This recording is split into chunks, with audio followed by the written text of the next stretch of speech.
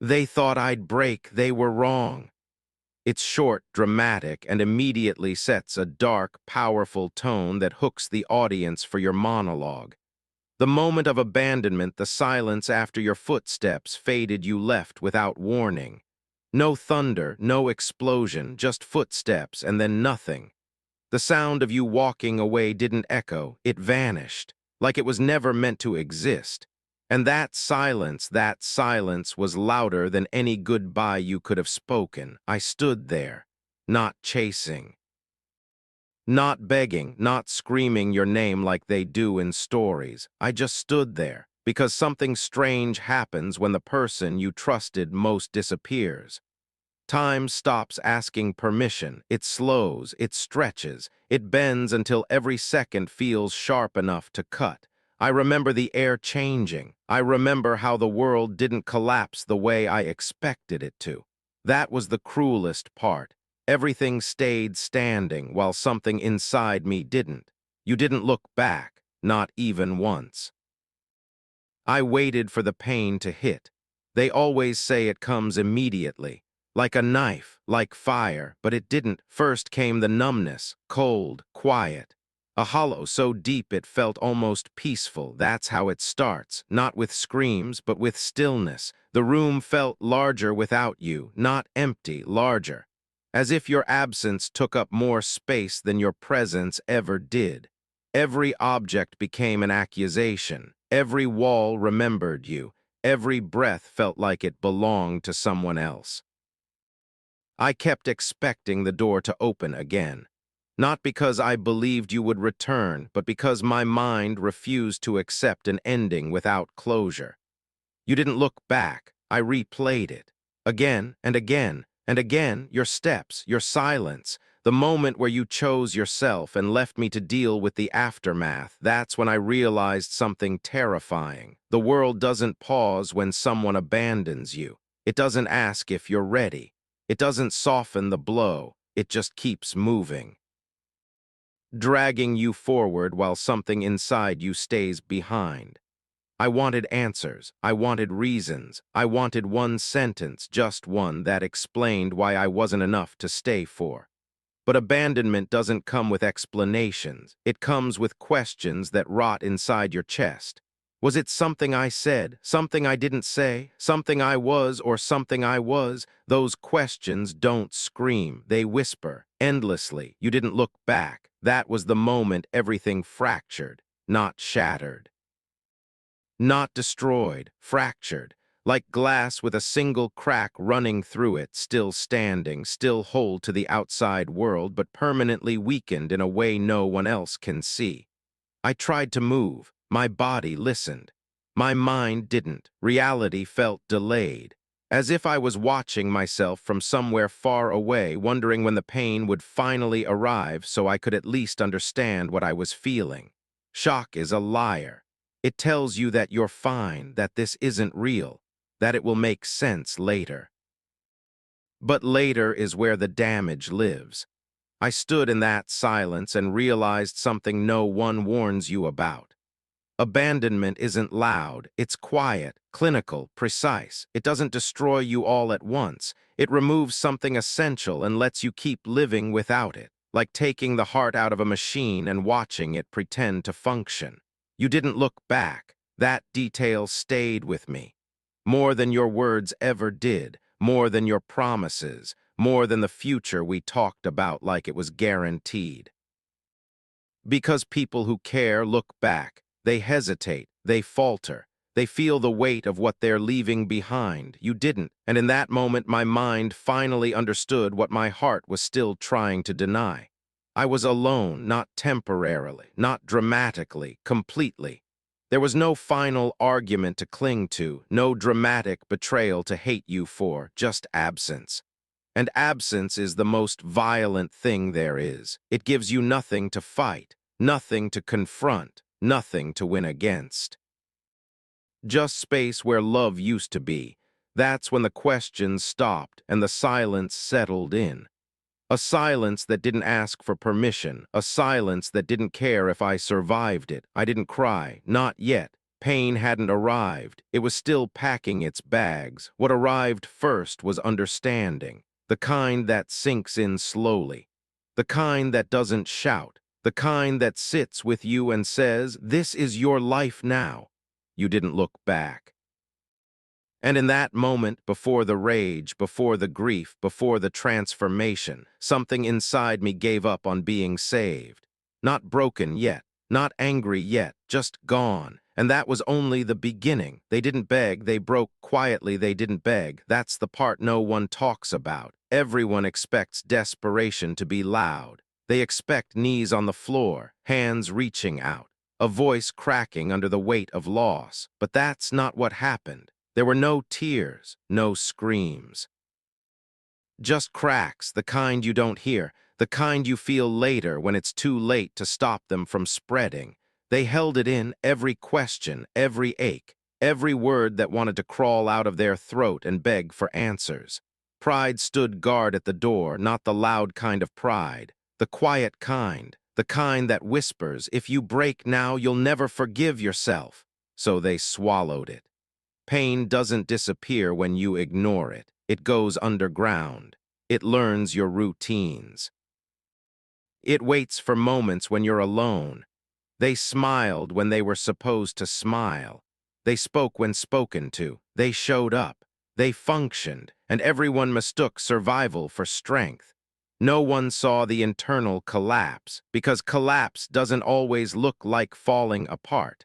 Sometimes it looks like standing still while something inside you caves in. They didn't beg because begging would have meant admitting the truth. That losing you hurt more than they were willing to say. That they needed something they couldn't force you to give.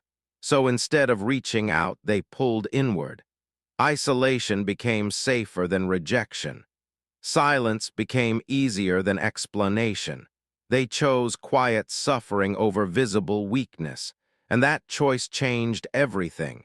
Every unspoken word turned heavy, every unshed tear turned sharp, every memory became a pressure point. No tears, no screams, just cracks. They didn't collapse in public, they collapsed privately. In the moments no one applauds. In the hours that don't get witnessed, that's where the real damage happens. Pride told them to endure, to stay composed, to prove they were strong enough to survive abandonment without pleading for mercy. And they listened, because asking for help felt like losing twice. They told themselves they were fine. They repeated it until it sounded believable, until even they almost believed it. But the body remembers what the mouth refuses to say. Sleepless nights, shallow breaths, a weight in the chest that never fully left. They learned how to suffer efficiently, quietly, cleanly, without making anyone uncomfortable, because nothing terrifies people more than raw vulnerability, so they locked it away. They became experts at carrying pain without spilling it. But carrying something too long changes your posture. It bends you, hardens you. They stopped talking about it. Then they stopped thinking about it. Then they stopped feeling, at least that's what they told themselves. But numbness isn't peace. It's pressure with nowhere to go, no tears. No screams, just cracks, and cracks don't announce themselves. They spread, slowly, silently, relentlessly. The world never noticed the moment something fundamental broke, because it didn't break outward, it broke inward. They became smaller on the inside while appearing unchanged on the outside. That's the kind of suffering that reshapes you, not the dramatic kind. The disciplined kind. The kind that teaches you a dangerous lesson, that no one is coming to save you. That vulnerability is a risk you can't afford. That strength means enduring in silence. And once you learn that lesson, you never unlearn it. They didn't beg because they were already learning how to survive without being chosen. They didn't scream because screaming implies hope. Hope that someone might hear. Hope that someone might respond. They had already buried that hope. What replaced it wasn't peace. It was control. Control over their voice, their expression, their pain. They became self-contained, self-reliant, alone. And in that isolation, something cold began to form, not hatred, not yet, something sharper, something observant, something that watched how the world responds to quiet suffering, how it ignores it, how it steps over it, how it only notices pain when it turns ugly or powerful. That realization settled deep. No tears, no screams, just cracks, but cracks are where pressure escapes. And pressure, when it builds long enough, doesn't disappear, it transforms. They didn't beg, they broke quietly, and the world mistook their silence for weakness. That mistake will matter later. Love turned into a loaded weapon. Love was supposed to protect them. That's the lie everyone repeats. They were told love makes you stronger, kinder, safer. But no one tells you what happens when love is placed in the wrong hands. No one tells you that love, unchecked, becomes a weapon, loaded, aimed, waiting for the moment you trust enough to stand still. They didn't see it at first. Why would they? Love doesn't arrive wearing armor. It arrives soft, warm, convincing. It teaches you to lower your guard, to open doors you swore you'd keep locked, to hand someone the map to every fragile place inside you. That's when it becomes dangerous. Because once someone knows where to strike, they don't need strength. They just need timing. Trust was the trigger. They believed in promises spoken casually, like they couldn't be broken. They believed in loyalty that hadn't yet been tested by inconvenience. They believed that closeness meant safety. Fatal mistake. Trust doesn't feel like surrender while it's happening. It feels like relief, like rest, and that's why it works. They let their heart rest in hands that didn't understand its weight, a heart made of glass, clear, delicate, honest. They thought transparency was strength, but glass doesn't bend, it shatters. Love didn't wound them immediately. It trained them first, trained them to rely, to lean, to stop carrying everything alone. Dependency didn't announce itself. It crept in quietly. One shared secret at a time, one promise. One "I'll be here" repeated until it felt permanent, and permanence is intoxicating. It convinces you to stop preparing for loss. That's when the blade appears, because love isn't always gentle. Sometimes it sharpens itself. Sometimes it watches you open up and learns exactly how much force it takes to break you. Their heart wasn't just glass. It was a blade, too, sharp with feeling, precise with attachment, capable of cutting both ways. When love is returned, it heals. When love is withdrawn, it carves. And the deeper the bond, the deeper the wound. They didn't just lose someone. They lost the version of themselves that believed love was safe. That's the betrayal no one prepares you for, not the departure, not the silence. The realization that your greatest strength became your greatest vulnerability. They trusted, fully. And trust, once broken, doesn't bruise, it bleeds. Every memory turned sharp. Every kind word rewound itself into a warning they ignored. Every promise echoed like a threat they never recognized. They saw it clearly now. Love hadn't failed them. They had misjudged its nature. Love doesn't protect the unguarded. It exposes them. And exposure in a world that preys on openness is an invitation to be destroyed. The heart learned this lesson violently. Glass doesn't survive impact. It explodes. And when it does, it doesn't break cleanly. Fragments, each piece sharp enough to cut whoever touches it next. That's how love becomes a weapon even after it's gone, because now every connection feels dangerous. Every promise feels suspicious. Every act of closeness feels like the first step toward another execution. They weren't just betrayed by a person. They were betrayed by the belief that loving deeply would be rewarded. And once that belief dies, something else is born: caution, distance, calculation. They stopped giving their heart freely. Not because they became cold, but because they learned how expensive warmth can be. They began to see love for what it really is, a force, neutral by nature, deadly when mishandled, a loaded weapon that doesn't fire itself. Someone has to pull the trigger, and the worst part, they handed it over willingly. They trusted someone with something fragile and irreplaceable, and that someone didn't hesitate. That knowledge changed them. Because once you understand that love can be used against you, you never give it without control again. You stop offering your heart as shelter. You turn it into armor, glass reinforced with steel. A blade sharpened by betrayal. They didn't swear off love. They redefined it. No longer a gift, no longer unconditional, no longer blind. From that moment on, love would be earned, measured, tested. Because the next time someone reached for their heart, it wouldn't be glass, it would be a weapon. And this time, they would be the one holding it. The first crack in their identity, that's when it happened. Not loudly, not dramatically, quietly. The first crack in who they thought they were, because losing you wasn't just losing a person. It was losing the reflection that told them who they were allowed to be. They didn't notice it at first. Identity erosion never announces itself. It whispers, it questions, it waits. They woke up one day and felt unfamiliar to themselves. Same body, same name. Different weight in the chest. They started asking questions that don't have clean answers. Who am I without the role I played for you? Who am I when no one is choosing me? What am I worth when I'm no longer needed? Those questions don't ask politely. They interrogate. Worth became negotiable. Value became conditional. Existence itself felt optional. They caught themselves hesitating over simple decisions, second-guessing instincts that once felt natural, looking for permission that no longer existed. That's how identity fractures, not in one blow, but in 1,000 moments of doubt.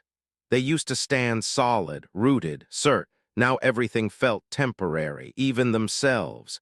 They realized something terrifying. They had tied parts of their identity to someone else's presence, their confidence, their direction, their sense of meaning. And when you left, you didn't just walk away. You pulled the anchor. They weren't abandoned. You removed the anchor. And a ship without an anchor doesn't sink immediately.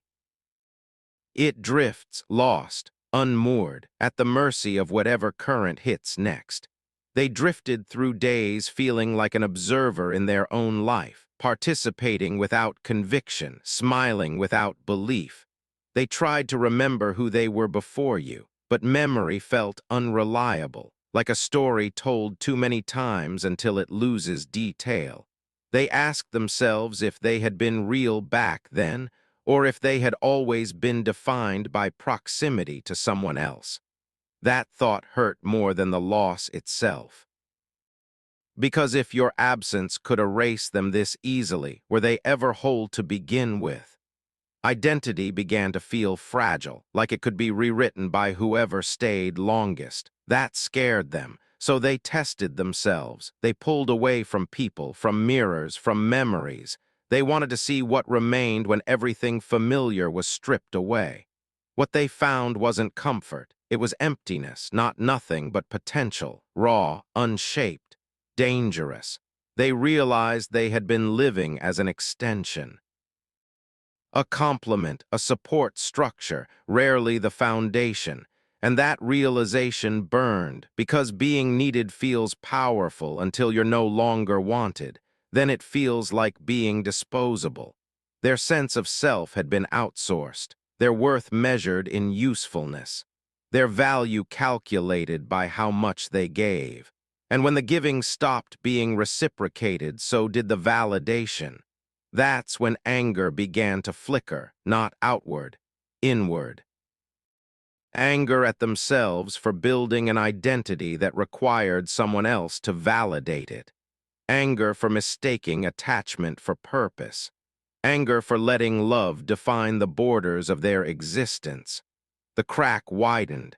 They began dismantling parts of themselves deliberately, the people pleaser, the one who softened edges to be accepted, the one who apologized for having needs, piece by piece, painfully, because tearing down who you were hurts almost as much as losing who you loved. But they understood something crucial. If identity could be eroded, it could also be rebuilt. Not yet, but soon. For now, they sat with the fracture. They studied it. They traced its shape. They let it teach them what not to become again. They stopped asking, "Why wasn't I enough?" and started asking, "Why did I need someone else to decide that?" That question changed the direction of everything. Because once you stop outsourcing your worth, you start reclaiming it. Slowly, uncomfortably, without witnesses. They weren't whole yet, but they were no longer drifting blindly. They were learning how to exist without an anchor. And a ship that learns to move without one doesn't just survive the storm, it becomes it. The night they realized no one was coming there is a night when waiting ends, not because answers arrive, not because someone finally knocks, but because the body gets tired of hoping. That was the night. The night they stopped listening for footsteps that would never return. The night the mind finally caught up to what the silence had been saying all along. No one was coming, not to explain, not to apologize, not to save what was already bleeding out. They had been holding space for a miracle that never planned to show up. Hope doesn't die screaming, it dies politely. It dies after whispering, just a little longer. They gave it longer, longer than it deserved. They waited through excuses, through justifications, through imagined conversations that never happened. They waited because waiting felt better than admitting the truth. Because as long as you're waiting, you don't have to accept that you were left. That night something shifted, not loudly, not violently. The sadness didn't explode into rage. It thinned out like fog lifting without ceremony. They felt it in their chest first. The heaviness changed texture. Grief is loud at the beginning, messy, demanding, but emptiness is clean. It doesn't argue, it doesn't beg, it just is. That was the moment hope let go, not ripped away, not crushed, released. They realized the door wasn't closed temporarily. It wasn't stuck. It wasn't waiting for the right words to open again. It was closed because someone chose to walk through it. And that choice had already been made. Waiting suddenly felt foolish, not shameful, just unnecessary, like holding your breath underwater long after your lungs have learned they won't be rescued. They stopped checking, stopped replaying. Stopped convincing themselves that silence meant something was still possible. Silence meant exactly what it sounded like. Nothing. That realization didn't hurt the way they expected. It hollowed. Sadness needs hope to survive. Once hope is gone, sadness has nothing left to cling to, so it faded. What replaced it wasn't peace. It was vacancy, a wide, quiet space where longing used to live. They felt lighter in a dangerous way, untethered. When you finally accept abandonment, you don't collapse. You detach. They looked back at all the energy they had wasted, waiting, wondering, preparing speeches for someone who wasn't listening. And for the first time, they stopped. They didn't tell themselves it would be okay. They didn't pretend this was closure. They simply accepted a brutal truth. No one was coming, and strangely, that was freeing. Because once you accept that no one is coming, you stop waiting to be chosen. You stop organizing your life around absence. You stop holding doors open for ghosts. They felt the last thread snap, the thread that tied their emotional survival to someone else's decision. And with it went the final illusion. Hope didn't shatter, it dissolved, quietly, without witnesses. That's when the emptiness settled in fully, not despair, not panic, just space. Cold, neutral, open. They realized they could fill it with anything now because nothing was promised anymore. Nothing was expected. Nothing was owed. They stood alone in that realization and understood something dangerous. This is what comes before transformation, not rage, not revenge, detachment. The moment you stop waiting for rescue is the moment you begin preparing for war. They weren't angry yet. Anger requires attachment. They weren't grieving anymore. Grief requires hope. They were empty, and emptiness doesn't hurt. It sharpens. It strips you down to essentials. It asks one question and one question only. What will you become now that no one is coming? That night didn't end them. It cleared the ground. Because once you accept abandonment fully, once you let hope die without a fight, you are no longer controlled by the past.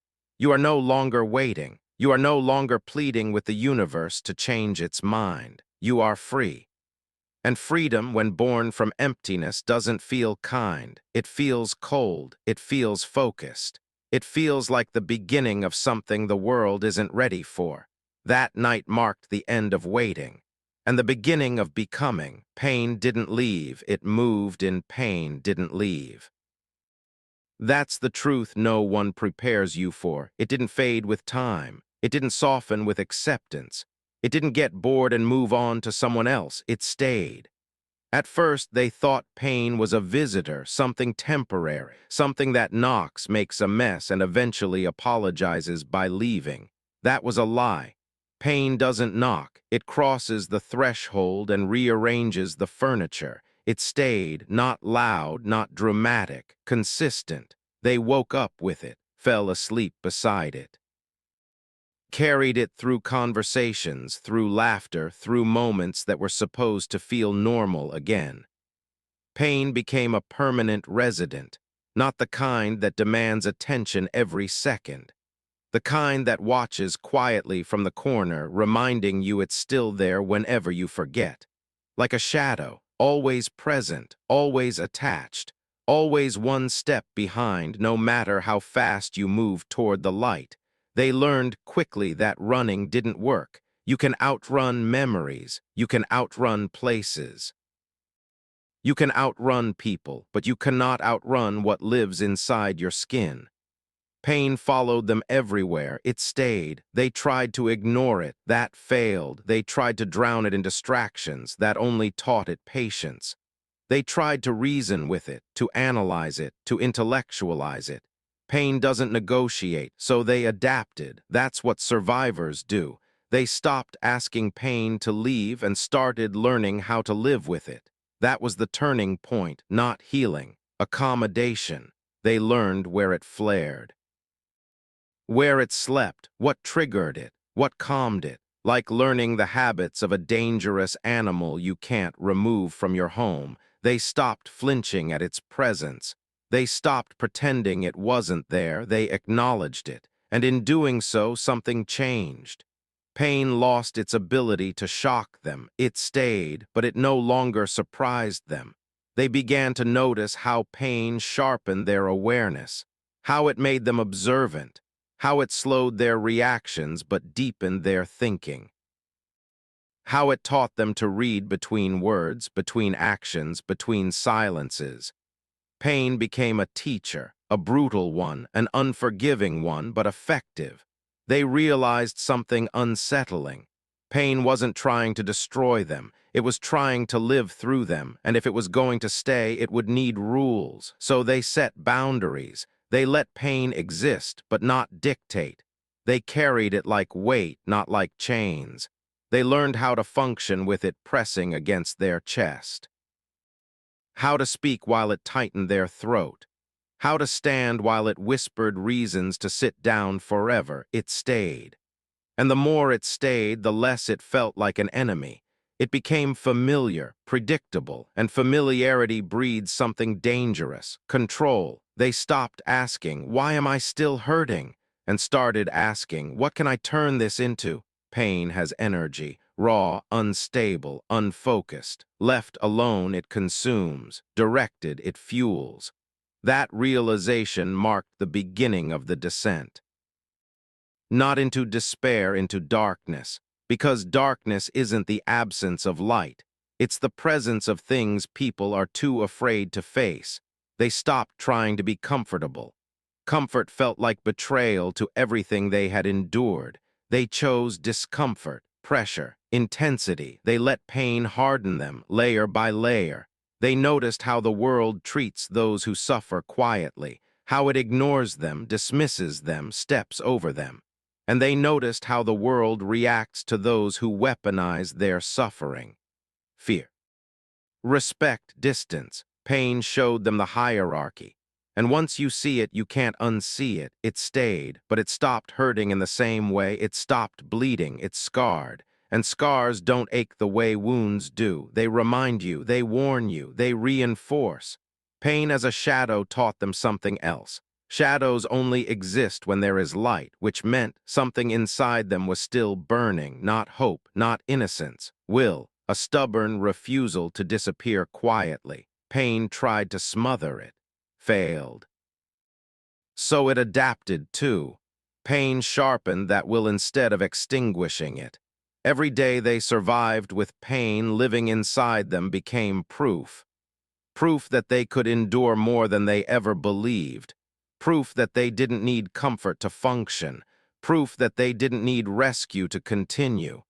Pain stayed, and over time it stopped feeling like punishment. It felt like preparation. They weren't healing. They were conditioning their mind to operate under pressure, conditioning their heart to beat without reassurance, conditioning their identity to exist without validation. Pain carved discipline into them. It taught them restraint, patience, focus. It stripped away softness that no longer served survival. And that's when the resentment began to grow, not resentment toward pain, toward the world that made pain necessary, toward the illusions they were sold about love, safety, and fairness. Pain didn't betray them, people did. Pain stayed, people left. That contrast burned the lesson into their bones, so they stopped fighting the shadow. They walked with it. They learned how to use it as cover, how to let it hide their intentions, their emotions, their next move. Pain stopped being something they endured. It became something they carried with purpose. It stayed. And from that moment on, nothing could surprise them the same way again. Because once pain moves in, everything else feels manageable. And this was only the beginning. They smiled while something rotten grew inside. They smiled. That's what fooled everyone.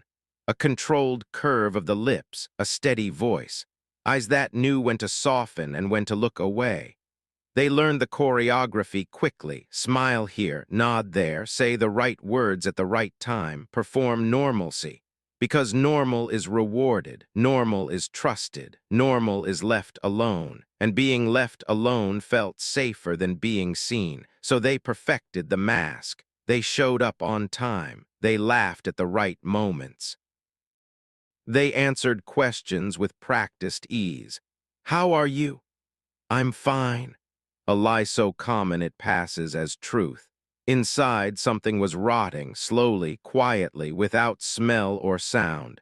Pain, when hidden too long, doesn't stay sharp. It decays, it turns thick, heavy, toxic. They carried it anyway because the mask worked. People don't question smiles. They don't interrogate calm. They don't suspect strength.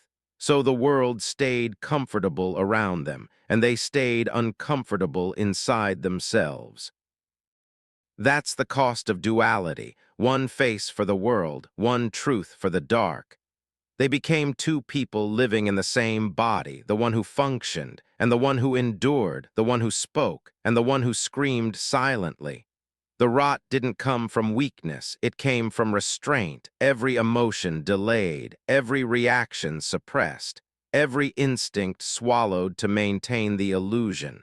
Illusions require maintenance. They learned that the hard way.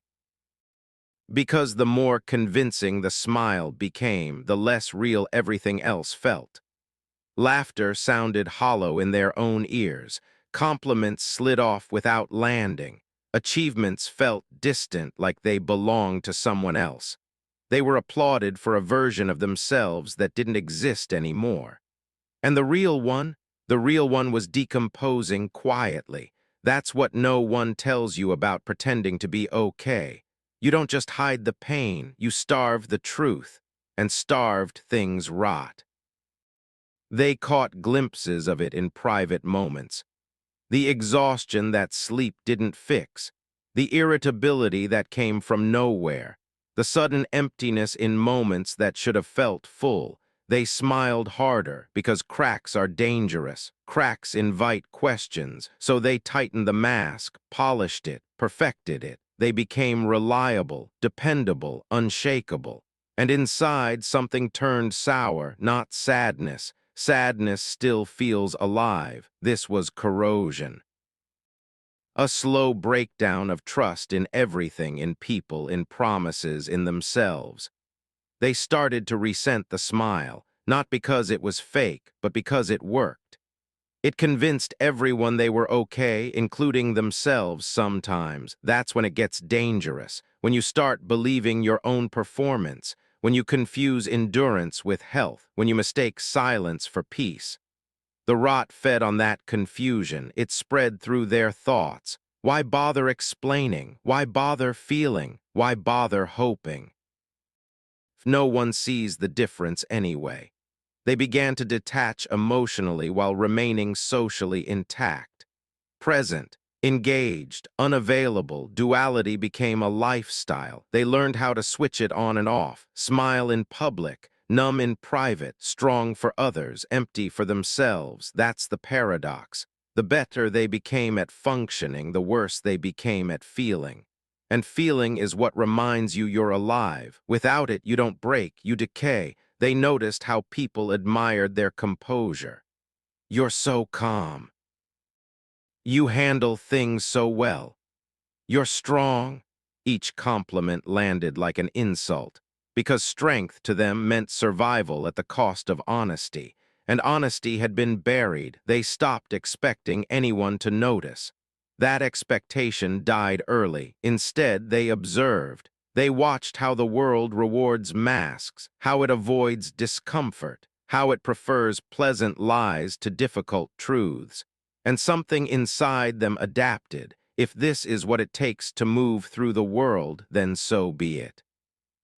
They would master duality, not as a coping mechanism, as a weapon, because a person who can smile while rotting inside has learned control at a level most people never reach. They learned how to compartmentalize pain, how to delay emotion, how to store anger without spilling it. That internal decay didn't weaken them, it fermented. It turned into something potent, something patient, something that watched and waited. The smile stayed, but it changed meaning. It was no longer a plea for normalcy. It became camouflage.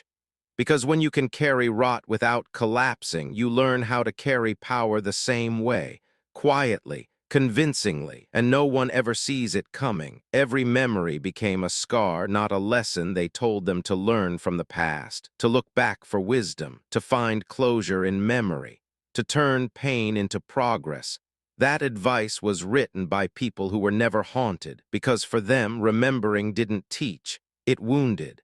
Every memory came back sharp, not softened by time, not dulled by distance, sharper, heavier, more precise. They didn't remember the whole moments. They remembered fragments, the tone of a voice when it changed, the pause before someone lied, the look that came just before abandonment, small details, the kind that cut deeper than the event itself. They replayed everything, obsessively, not because they wanted to, but because the mind refused to let go, at night, in silence, in moments when distraction failed.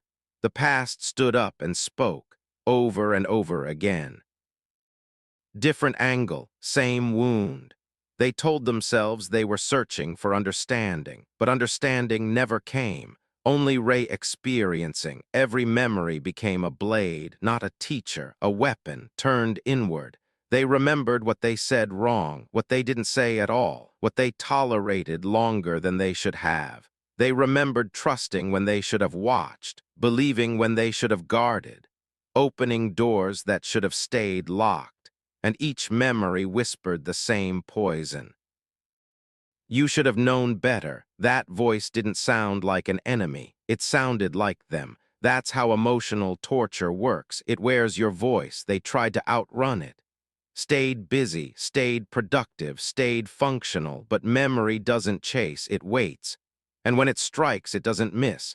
A smell could trigger it, a word, a familiar silence. Suddenly they weren't here anymore, they were back there. Back in the moment everything cracked.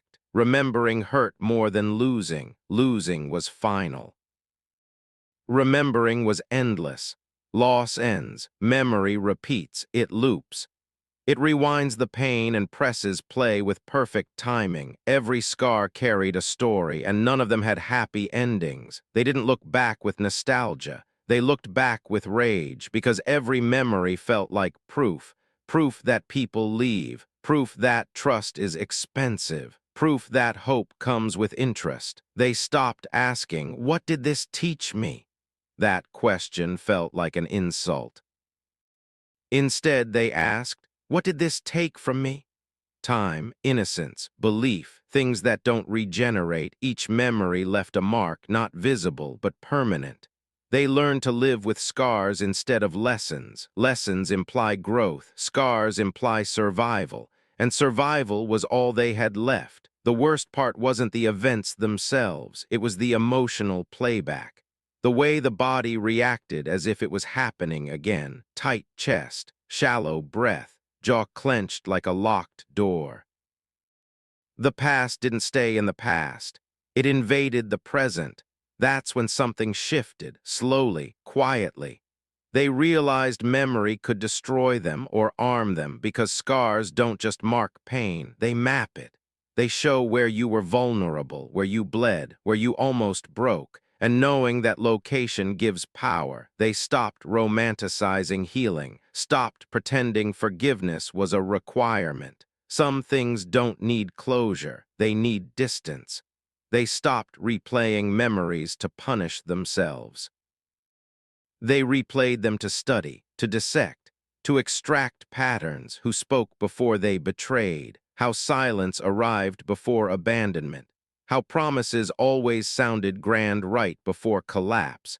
Memory stopped being nostalgia. It became intelligence, cold, precise, unforgiving. Those scars, they stopped hiding them. They stopped wishing they were gone because scars don't lie. People do. Scars remember when you don't want to. They are proof of contact with reality, and reality had been brutal. They accepted something most people avoid. The past doesn't owe you peace, it owes you clarity, and clarity is dangerous, because once you see the pattern, you can't unsee it. Once you recognize the blade, you stop handing it your back. Every scar became a boundary. Every memory became a warning, not a lesson wrapped in hope, but a rule written in blood. They no longer asked for the past to stop hurting. Pain was information, and they learned to listen. Remembering still hurt. That never changed. But now it hurt with purpose. Because scars don't weaken warriors, they remind them where not to kneel again. Rage was born where love used to live. There was a time when love lived here. Not loudly, not perfectly, but honestly. It was warmth, it was hope. It was the foolish belief that giving more would somehow make people stay.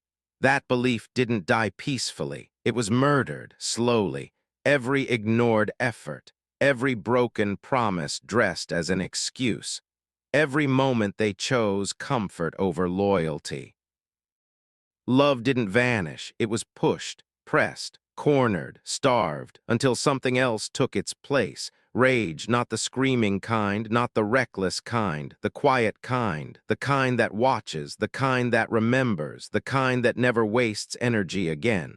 Love used to ask, "What can I do for you?" Rage asks, "What are you worth to me?"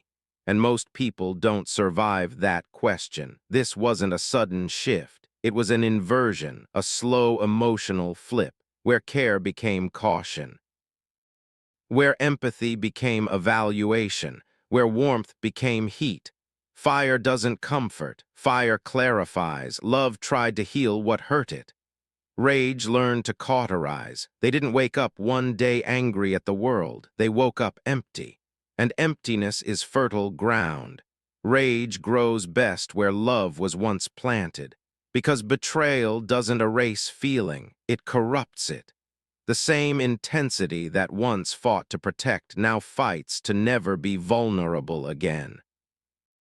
The same heart that once opened doors now builds walls with surgical precision. Love was soft. Rage is sharp. Love made excuses for others. Rage makes rules, unbreakable ones. They stopped begging for understanding, stopped explaining pain to people who benefited from causing it. Rage taught efficiency, no more emotional charity, no more unpaid loyalty, no more bleeding for people who wouldn't flinch. This rage wasn't chaos, it was focus, cold, directed, disciplined, like fire contained in steel. Love used to look outward. Rage looks inward and finds strength that was never allowed to surface. They realized something dangerous. The same people who praised their kindness were comfortable exploiting it. The same ones who said, "You're too intense," thrived off that intensity when it served them. So love stepped aside, and rage stepped forward, not to destroy everything, but to protect what remained. Rage doesn't care about being liked. That's its power. Love sought connection. Rage demands respect. And respect lasts longer. They stopped hoping people would change. They started deciding who gets access. That's when the fire fully replaced the warmth, not wild flames, controlled burn, burning away illusions, burning away attachment to approval, burning away the need to be understood. Rage sharpened their vision. They saw manipulation where they once saw charm. They saw patterns where they once saw accidents. They saw truth where they once saw potential. Love believed words. Rage watches actions, every move. Every delay, every silence, nothing slips past anymore. This rage doesn't scream, it waits, it plans, it builds, and when it moves, it doesn't miss. They didn't become cruel, they became precise. They stopped trying to save people who enjoyed drowning them, stopped setting themselves on fire to keep others warm. Now they burn for themselves. That fire, it doesn't need permission. It doesn't apologize. It doesn't negotiate. It fuels discipline. It fuels ambition. It fuels the refusal to ever be that vulnerable again. Love once said, "I trust you." Rage says, "Show me." And most people fail the test. They embraced that change, stopped mourning who they used to be, because who they used to be got hurt. Who they are now, unreachable. The rage didn't make them reckless, it made them unstoppable. Focused rage is dangerous because it doesn't lash out. It advances, step by step, choice by choice, cutting off what weakens, strengthening what remains. This is what happens when love is betrayed too many times. It doesn't disappear, it hardens, it becomes resolve, it becomes hunger, it becomes fire. And fire doesn't ask for forgiveness, it transforms everything it touches. They don't love the way they used to. Good, that version was vulnerable to manipulation. Now they love selectively, they trust slowly, and they strike decisively when crossed. This rage is not hatred. Hatred is noisy. This is controlled fury, weaponized clarity. And it was born exactly where love used to live. That's the irony. That's the power, because the deepest rage doesn't come from cruelty. It comes from caring too much and learning the cost. Let them call it cold. Let them call it dark. Let them call it villainy. Fire doesn't care what the ashes think. It only knows one purpose: to burn forward. They learn the world respects monsters more than the broken they tried to be good. They followed the rules. They bowed when required. They smiled when it mattered. They gave when no one asked. They learned quickly that the world didn't notice.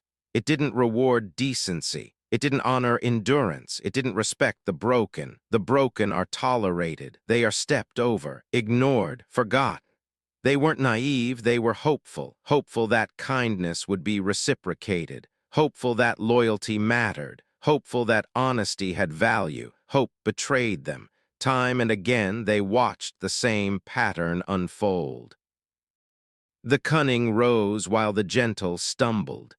The ruthless thrived while the patient withered. The loud claimed space while the thoughtful shrank into shadows, and the world applauded the monsters, the ones who bent rules without shame, the ones who took what they wanted without asking, the ones who wore fear like armor and cruelty like a crown. It wasn't fair, it wasn't moral, but the world didn't care about fairness. It cared about survival, it cared about power, it cared about results.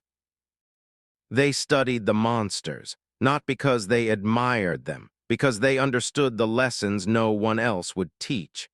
Monsters speak in actions, not excuses, not apologies, not the hollow words of the well-intentioned. They act, they dominate, they are feared, they are respected. Respect, the currency they'd been denied. Recognition, the acknowledgement they'd been refused. Power, the force that shapes everything the weak hope to influence. They realized something crucial. The world doesn't lift the broken. It steps over them. But monsters are carried forward on the backs of fear and fear commands attention.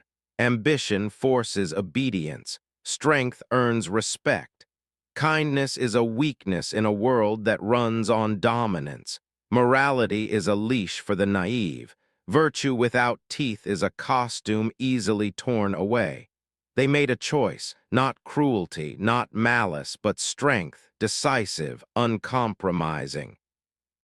If the world respected monsters more than the broken, then they would become a force worthy of respect. Pain had taught them endurance. Memory had taught them strategy. Rage had taught them precision. And now ambition taught them mastery. No more waiting for rescue. No more hoping for fairness. No more begging for acknowledgement. Strength becomes its own language. Power becomes its own currency. Fear becomes its own shield. They learn to wield pain like a weapon, not blindly, not recklessly, strategically.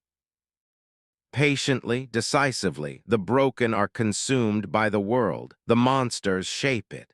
They chose to stop being prey. They chose to stop hoping for mercy. They chose to claim respect on their own terms. Ambition replaced despair. Calculation replaced helplessness. Power replaced dependency. And they understood the final truth. The world doesn't give power to the kind. It doesn't elevate the gentle. It doesn't honor the wounded. It gives power to those who seize it, to those who endure without apology, to those who refuse to kneel again. Pain evolves into purpose. Suffering becomes strategy. Anger transforms into authority. They learned that monsters are not born, they are forged. Forged in betrayal, forged in loss, forged in fire. And the world notices fire, it respects fire, it fears fire. They didn't become heartless, they became unstoppable, no longer broken, no longer hopeful, no longer vulnerable. They became the force that demands acknowledgement, the one the world cannot ignore. The one who commands respect without asking, because monsters do not wait for permission. They do not beg for recognition, they take it. And in that moment they realized something terrifyingly beautiful. The world never respected the broken, but it always feared what rises from the ashes. They had become that fire, unyielding, relentless, unseen until they strike. And from now on, the world would learn. The world respects monsters more than the broken, and they would be the one teaching the lesson. Weakness was the crime. They pleaded guilty once. They thought weakness was a mistake. They thought it was forgivable. They thought it could be explained away. They thought that if they just tried harder, cared more, gave more, the world would notice. It didn't. Every moment of softness, every act of trust, every hint of vulnerability, they paid for it. They remember the first time clearly. The first time the world saw their gentleness and used it. The first time a heart extended in good faith was crushed for sport. The first time a shoulder offered support was stepped on. They pleaded guilty. Guilty for caring too much, guilty for trusting too quickly, guilty for feeling too deeply. Shame became a constant companion, not imposed by others, no, it was self-inflicted, a verdict passed silently in the quiet of their own mind. Why did I let this happen? Why did I show them my heart? Why did I kneel when I should have stood? The questions burned. They left scars deeper than any betrayal. Softness became a crime. Kindness became liability. Vulnerability became a weapon pointed at their back by everyone else. And they realized something terrifying. If weakness is a crime, then mercy is treason. Then compassion is a liability. Then trust is a fool's gamble. They looked in the mirror and saw it. The reflection of someone who had been generous with heart and left empty. Someone who had been human and left vulnerable. That version of themselves would never survive again, so they rejected it. Every trace of past softness was burned from their soul. Every lingering urge to forgive, to explain, to hope was silenced. Every inclination to kneel, to plead, to trust without proof, eradicated. They didn't become cold overnight. Coldness isn't a choice, it's armor grown over time. But they vowed weakness would never claim them again. They would not plead guilty. They would not kneel. They would not ask for mercy. The internal vow became law. Every action, every thought, every heartbeat measured against it. No indulgence in sentiment, no hesitation in decision, no giving others a weapon they could wield. They learned to move with precision, to think with clarity, to act with purpose. The shame of vulnerability was replaced with the pride of control. The guilt of softness was replaced with the discipline of strength. The pain of past failure was replaced with the strategy of survival. And in that transformation they discovered power. Power not borrowed from others, not granted by mercy, not given in kindness. Power earned through vigilance, power claimed through resilience. Power forged in the fires of betrayal and tempered in the shadows of loss. They would never kneel again. Weakness had once defined them, now resolve would. The world had taught them one lesson clearly. It does not reward the broken. It does not honor the soft. It does not respect vulnerability. It respects one thing alone, strength. So they embraced it. Every scar, every wound, every memory of pain became fuel, weakness. The crime was noted, the sentence served, and the defendant reformed. They would carry the lesson forward, not with fear, not with regret, but with unstoppable determination. They had pleaded guilty once. Never again. Strength was now their only plea.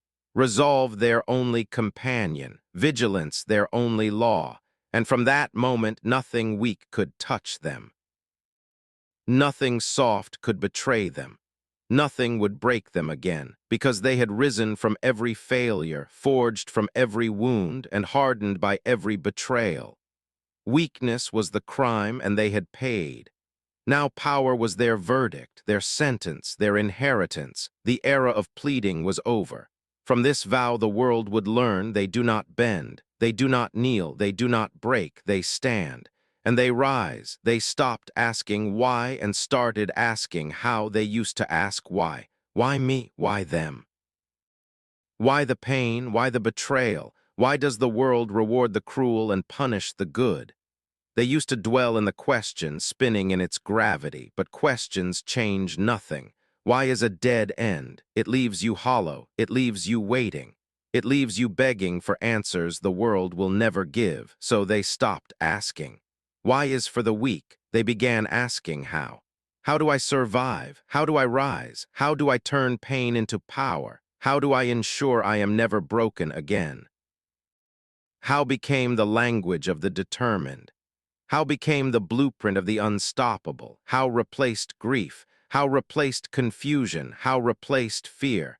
They learned the world doesn't care about questions, it only cares about results. So they became methodical, every wound catalogued, every betrayal memorized, every mistake studied, every weakness identified, no emotion wasted, no energy spent on regret, every ounce of themselves devoted to mastery. Pain became data, loss became fuel. Anger became calculation. Curiosity replaced grief. They dissected their failures. They examined the fractures. They explored the cracks in the armor they once called themselves. They learned what broke them. They learned what could be exploited. They learned what could be sharpened. And they learned what could never be touched again. Control became the goal. Control of themselves. Control of their environment. Control of every variable, every outcome, every influence. They stopped hoping for justice. They stopped hoping for empathy. They stopped hoping for intervention. They became the intervention. They studied patterns. They anticipated moves. They predicted actions. They understood that the world only respects the prepared, only fears the unyielding, only obeys the calculated, no longer reactive, no longer sentimental, no longer waiting for permission. They moved like a shadow with intent. They thought like a strategist at war. They acted like a storm that had been planned for decades. Grief and rage had their place, but they were tools now, not masters. Every memory, every scar, every loss was logged, stored, and weaponized. Every emotion filtered through strategy, every impulse measured against outcome, every reaction weighed against consequence. Curiosity became obsession, not obsession for revenge, not obsession for recognition, obsession for perfection, obsession for control, obsession for the self that would never be broken again. They analyzed weakness. They exploited opportunity. They refined every action until it became precise, until it became inevitable, until it became unstoppable. How became the path forward? How became the shield? How became the sword? They stopped being a victim. They stopped being a target. They stopped being a question mark in a world of certainty.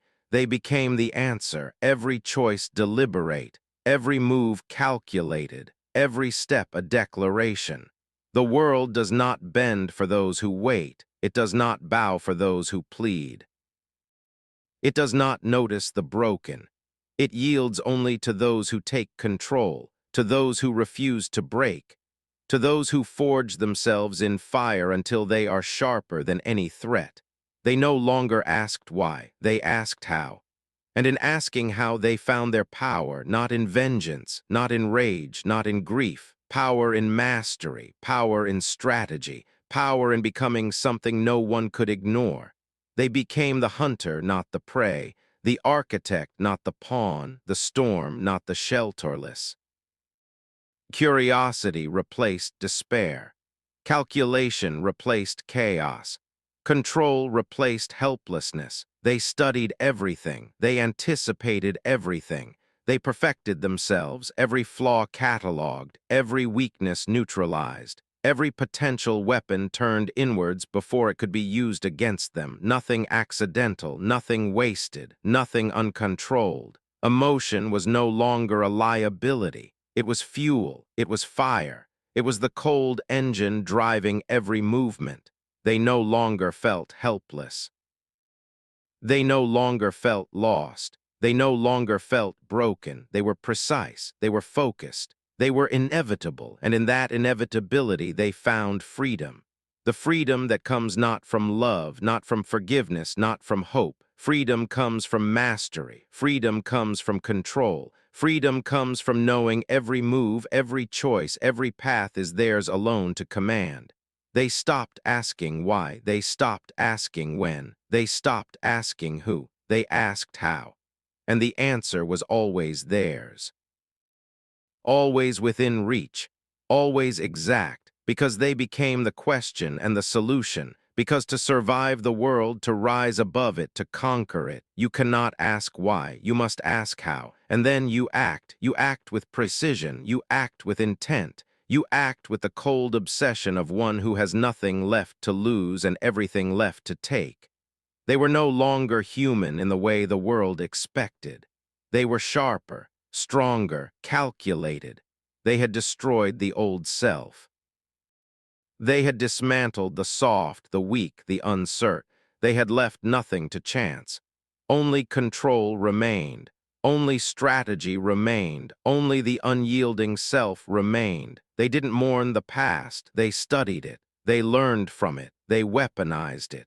The future wasn't something they hoped for. It wasn't something that happened to them. It was something they engineered, every step deliberate, every decision precise.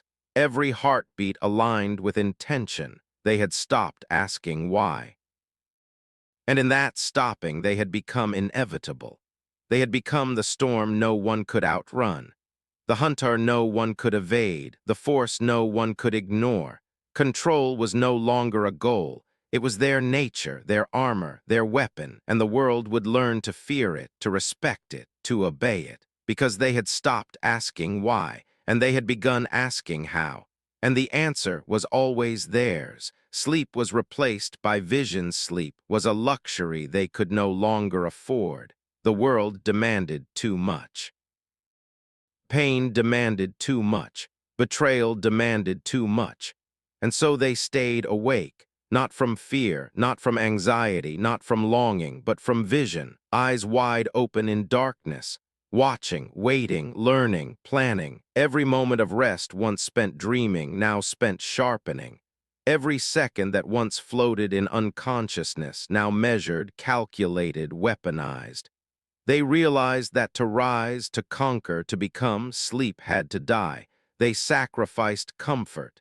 They sacrificed warmth. They sacrificed the ease of letting the world run while they paused.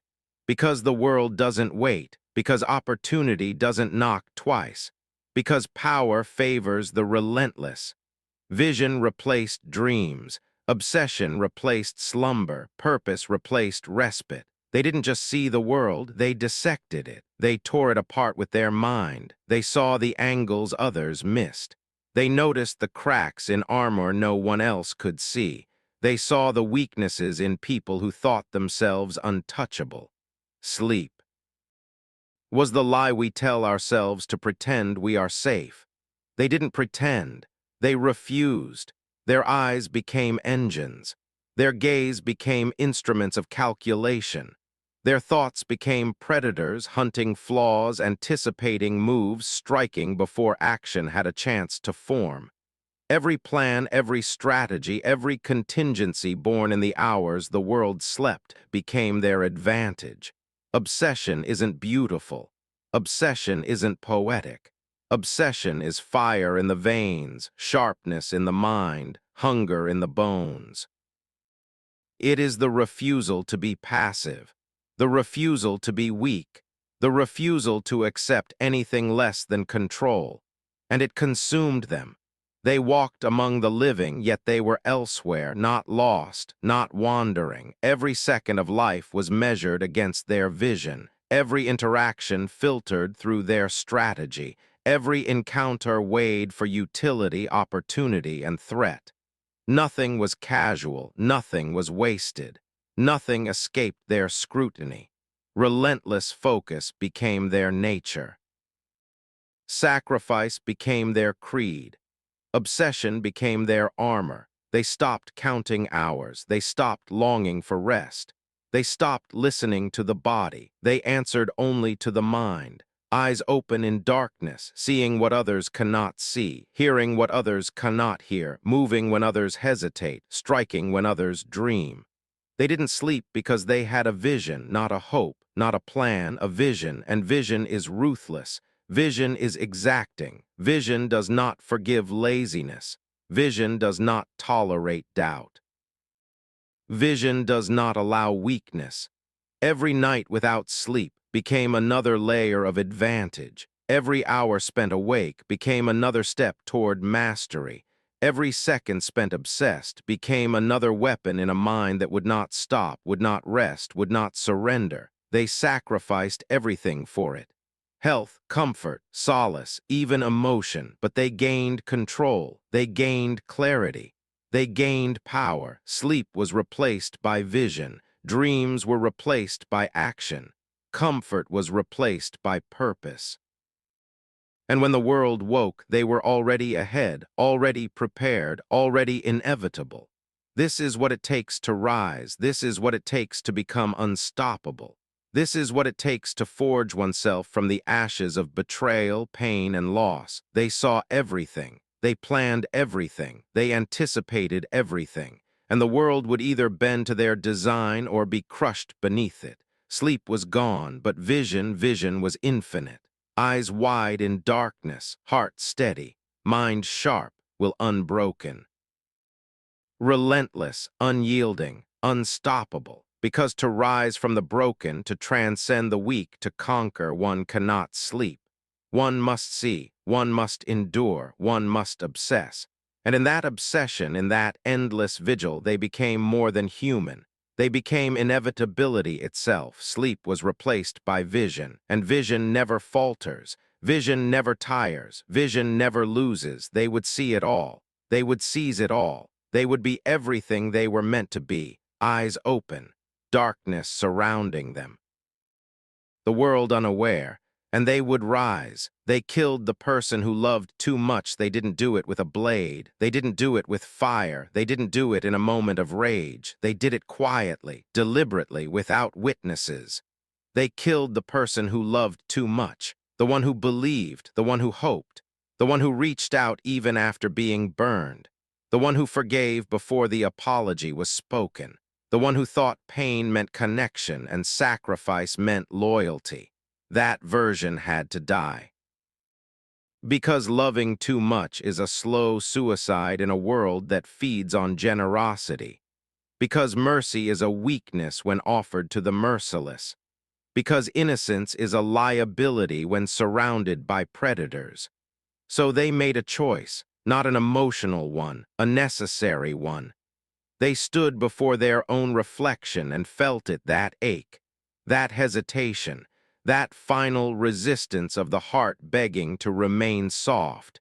And they said no, no more chances, no more benefit of the doubt. No more bleeding for people who wouldn't bleed back. Mercy died first. It didn't scream. It didn't fight. It simply stopped showing up. They remember the moment. The exact second something inside went silent. The urge to explain disappeared. The instinct to protect others before themselves evaporated. The reflex to feel guilty for standing firm was erased. Innocence followed soon after. Innocence is fragile. It doesn't survive repeated betrayal. It doesn't endure humiliation dressed as love. It doesn't heal after being taught again and again that kindness is currency others will steal, so they let it go. They let it bleed out in the dark corners of memory. They watched it fade with no ceremony, no goodbye, no apology, because innocence asks too many questions and power requires answers. They didn't cry. They had already cried enough for a lifetime. They had cried for people who slept peacefully while they shattered. They had cried for promises that evaporated under pressure. They had cried for a version of themselves the world never respected. No more tears. This was not grief. This was execution. They executed the weakness that kept them small. They executed the softness that invited exploitation. They executed the love that asked for nothing and received even less. The heart was reprogrammed. Once it beat for connection. Now it beats for control. Once it opened easily. Now it opens only with intent or not at all. Once it forgave reflexively. Now it remembers everything. Every betrayal archived, every manipulation indexed, every lie preserved like evidence in a trial where mercy no longer exists. They stopped confusing love with self-erasure. They stopped mistaking pain for depth. They stopped believing that endurance meant virtue. That person, the one who loved too much, was dangerous, not to others, to themselves, so they killed it, piece by piece. They killed the need to be understood. They killed the desire to be chosen. They killed the fantasy that if they just loved harder, they would finally be safe. Safety does not come from love. It comes from leverage, from boundaries, from strength. The heart did not disappear, it transformed, it hardened, it sharpened, it learned restraint. Now it does not spill itself everywhere, now it does not beg to be seen, now it does not kneel at the feet of indifference. Now it waits, now it watches, now it chooses. They became selective with affection, ruthless with access, unapologetic with distance, and the world noticed, not because they became cruel, but because they became unreachable. People fear what they cannot manipulate. They respect what they cannot exploit. They hesitate when kindness is no longer guaranteed. The old self would have felt guilty for that. This one feels nothing, not emptiness, not numbness, clarity. The clarity that comes when illusions die. The clarity that follows symbolic murder. The clarity that only exists after you bury the version of yourself that kept offering its throat. Mercy died first.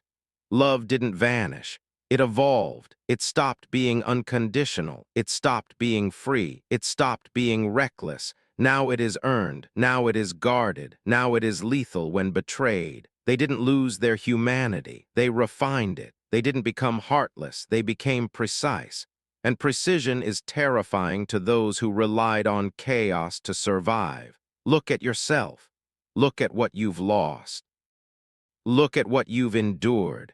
Look at what you had to kill just to stand upright again. Do you think this was accidental? No, this was a rebirth that required a death. The person who loved too much was never going to make it. Not in this world, not in this war, so they were sacrificed. And from that sacrifice came something else. Something colder, something sharper. Something that no longer bleeds on command. Something that does not confuse love with surrender. Something that understands this truth. If you love without limits, the world will take everything. If you love with discipline, the world will hesitate. They are no longer easy to hurt, no longer easy to read, no longer easy to consume. Because the one who made it easy is gone. Mercy died first, and power was born in its place. Loneliness became their training ground. They were alone, not the kind of alone that comforts, not the kind of alone that whispers secrets or sings lullabies.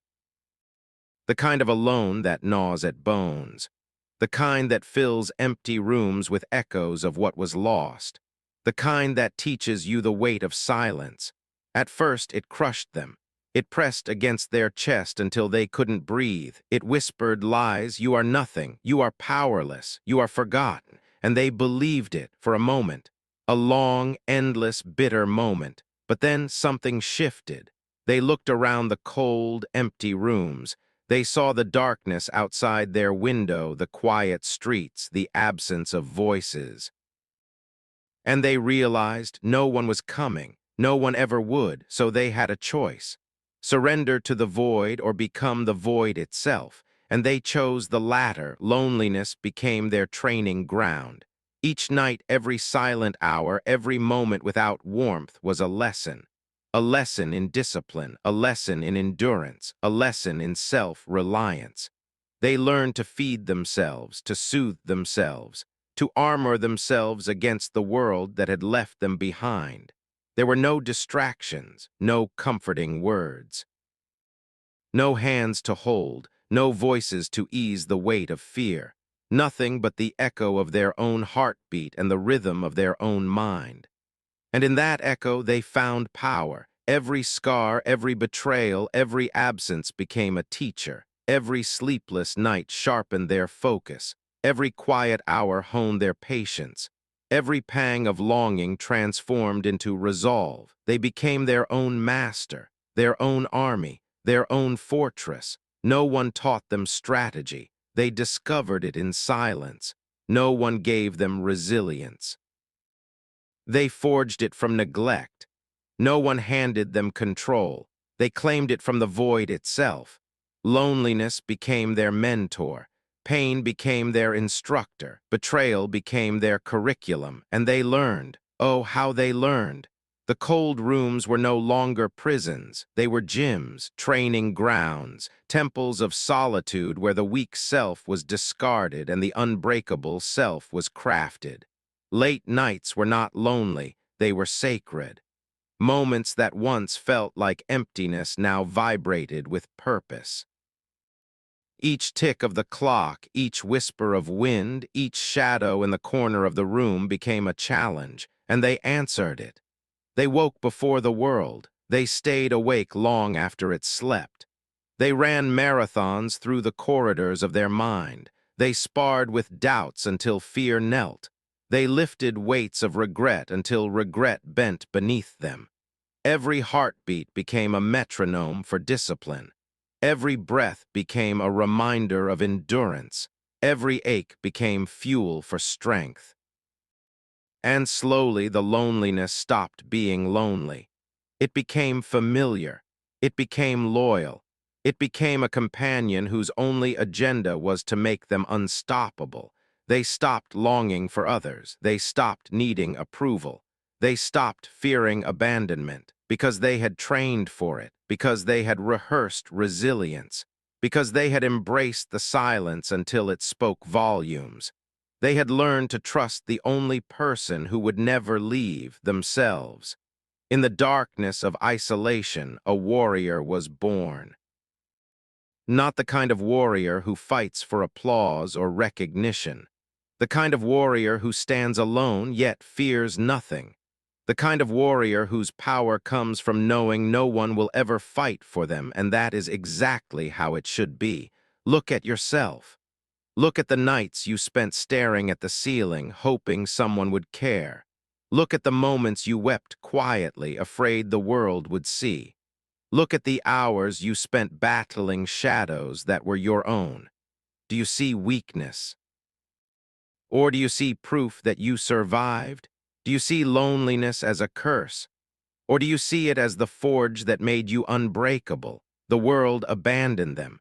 The people they trusted failed them. The love they offered was taken, and still they rose, because solitude is not emptiness. Solitude is power. Solitude is the proving ground where strength is earned. Cold rooms taught them patience. Silent nights taught them focus. Loneliness taught them self-reliance. And now they walk among the living, but they are no longer one of them. They are something else, something stronger, something that cannot be bent, broken, or betrayed. Because they trained in the dark, they trained in the absence of mercy. They trained where no one watched and no one cared. And when the world finally looks their way, they will realize too late that the person they see standing is not just alive. They are forged. They are complete. They are unstoppable. Loneliness became their training ground. And from it they emerged a weapon, not the kind wielded with hands, the kind wielded with will, the kind that commands respect, the kind that refuses to bend, the kind that knows the world respects only those who can stand alone, unbroken, and unafraid. And now they are ready.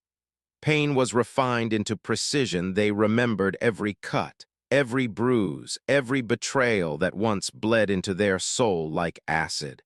And they let it burn, not to drown, not to wail, not to crumble.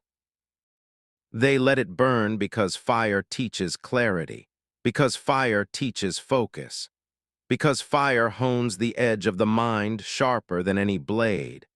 Pain was no longer chaos. It was calculus. It was geometry. It was a language written in blood and sorrow, a map that showed exactly where the weak points lay inside themselves and in the world that betrayed them. Each heartbreak became a variable, each rejection an equation. Every moment of suffering became a lesson in control. They stopped reacting. They stopped flinching. They stopped letting grief dictate their rhythm. Pain had been a wild animal, tearing, clawing, devouring, but they tamed it, they caged it, they dissected it, and they studied it. Every ache was measured, every memory catalogued, every scar examined under the microscope of their mind. They learned where anger became strength, where sorrow became strategy, where desperation became discipline. No longer a storm, they became the eye, calm, focused, unassailable. The world had tried to shape them into soft edges, into pliable hearts, into something that could be bent, broken, and discarded. It had failed, because they had weaponized the very thing the world used to destroy them. Pain was now a tool, pain was now a compass. Pain was now a weapon, and weapons require mastery. They practiced patience like a surgeon. They honed anticipation like a sniper waiting in the shadows. They refined instinct until it was a razor. Emotion became calculation. Anger became leverage. Fear became a footstep in the dance of domination. They were no longer human in the way the world understood humanity. They were sharper, colder, deadly. Every misstep they once made, every trust misplaced, every hand extended and rejected, they memorized. They recorded the rhythm of failure and converted it into certainty. The world could try to wound them again. The world could attempt betrayal once more, and they would be ready. Because they had studied pain like a scholar studies a rare manuscript. Every line, every curve, every margin was understood, every lesson learned, every error refined into precision. Mercy had been abandoned. Kindness had been dissected and repurposed into strategy. Love had been folded, sharpened, and set aside. What remained was something colder, something harder, something lethal. Look at the scars, look at the memories. Do you see suffering, or do you see evidence of mastery? They had been given fire to destroy them. They used it to forge themselves. Every scream they swallowed became a whisper of insight. Every tear they hid became a reservoir of strategy. Every night of isolation became hours of training. Pain was no longer random. It had rhythm, it had purpose, it had direction, and they followed it like a general follows a battle plan. Their mind became a map of vulnerabilities, inside themselves, inside others, inside the world that had underestimated them. Every strike anticipated, every reaction measured, every move precise. The world had been cruel, the world had been merciless, the world had tried to break them, and the world would pay, because they had learned the secret of the untouchable. They had learned that suffering is the raw material of power. They had learned that pain, when mastered, becomes inevitable. They could no longer be surprised. They could no longer be shaken. They could no longer be bent. The fire that once consumed them now illuminates every path they walk. The chaos that once tore at them now sharpens every decision. The torment that once buried them now guides every strike. They are not angry, they are not vengeful, they are precise. They do not lash out, they do not stumble blindly. They calculate, they execute, they dominate. Pain was the teacher, suffering was the mentor, and mastery was the reward. They are no longer victims, they are no longer fragile, they are a force. Every moment of anguish they endured was refined into accuracy. Every wound they suffered was transformed into a blueprint for dominance. Every betrayal, every abandonment, every loss weaponized. They walk among the world with eyes unclouded, hands steady, heart hardened, because pain is no longer a curse. Pain is a tool, pain is a blade, pain is precision, and they wield it flawlessly. They were no longer healing, they were becoming, they were no longer searching for bandages. No longer begging for time to close wounds that the world had ripped open. No longer listening for apologies that would never come. Healing was a lie, a promise whispered by the weak. A myth for those who still hoped the world was fair. They understood now. Healing is surrender. Healing is compromise. Healing is the denial of power. They were done surrendering. They were done bending. They were done praying for mercy because they had stepped through fire, because they had walked alone through nights that consumed hope. Because every betrayal, every loss, every scar had taught them one thing: the world does not give you strength. You take it, you forge it, you become it. And so they stopped trying to fix themselves. They stopped patching the cracks. They stopped reaching for light that never existed. They became the darkness, not swallowed by it, not hiding in it, but wearing it, owning it, becoming it. Every wound that once screamed in agony now hummed with power. Every tear they swallowed became fuel. Every memory of betrayal became a tool in the architecture of their identity. They were no longer fragments, no longer scattered pieces of someone they once were. They were a new whole, sharp, cold, unstoppable. Acceptance had arrived not as comfort but as understanding. Darkness was no longer a curse. It was a language. It was a weapon. It was the soil in which they planted themselves and grew. They embraced what the world feared most, the parts of themselves others called unlovable, uncontrollable, monstrous, the parts that screamed when the world whispered weakness, the parts that burned when kindness failed. And they realized strength is not born from healing. Strength is born from becoming what they were always meant to be, becoming the predator the world would never understand, becoming the storm that would not ask for permission, becoming the shadow that would cast fear without hesitation. They no longer flinched at reflection, no longer recoiled at memory, no longer trembled at the weight of their own existence. They looked in the mirror and saw clarity. They saw purpose. They saw the inevitability of dominance. They were not human, not in the way the world measured humanity. They were evolution in motion. They were ambition distilled into flesh and bone. The pain that once crippled them now guided their every step. The anger that once consumed them now sharpened their vision. The loneliness that once haunted them now forged their independence. And in that crucible, they became more than survival. They became design. They became intent. They became power. Look at them. Look at the fire in their eyes. Do you see mercy? Do you see weakness? No, you see inevitability. You see focus. You see a force that does not stumble, does not waver, does not forgive. They had abandoned the illusion of healing. They had shed the need for validation. They had destroyed the part of themselves that once pleaded for rescue. And in its place, something pure was born, not soft, not fragile, not human in the traditional sense, something relentless, something disciplined, something immortal in spirit if not in flesh. They had become a declaration, a warning, a promise that the world would never bend them again. Every scar, every memory, every lesson learned, they carried them not as burden but as blueprint, blueprint for dominance. Blueprint for control, blueprint for ascension. The world had trained them in cruelty. The world had schooled them in rejection. The world had attempted to cage them with lies and failure.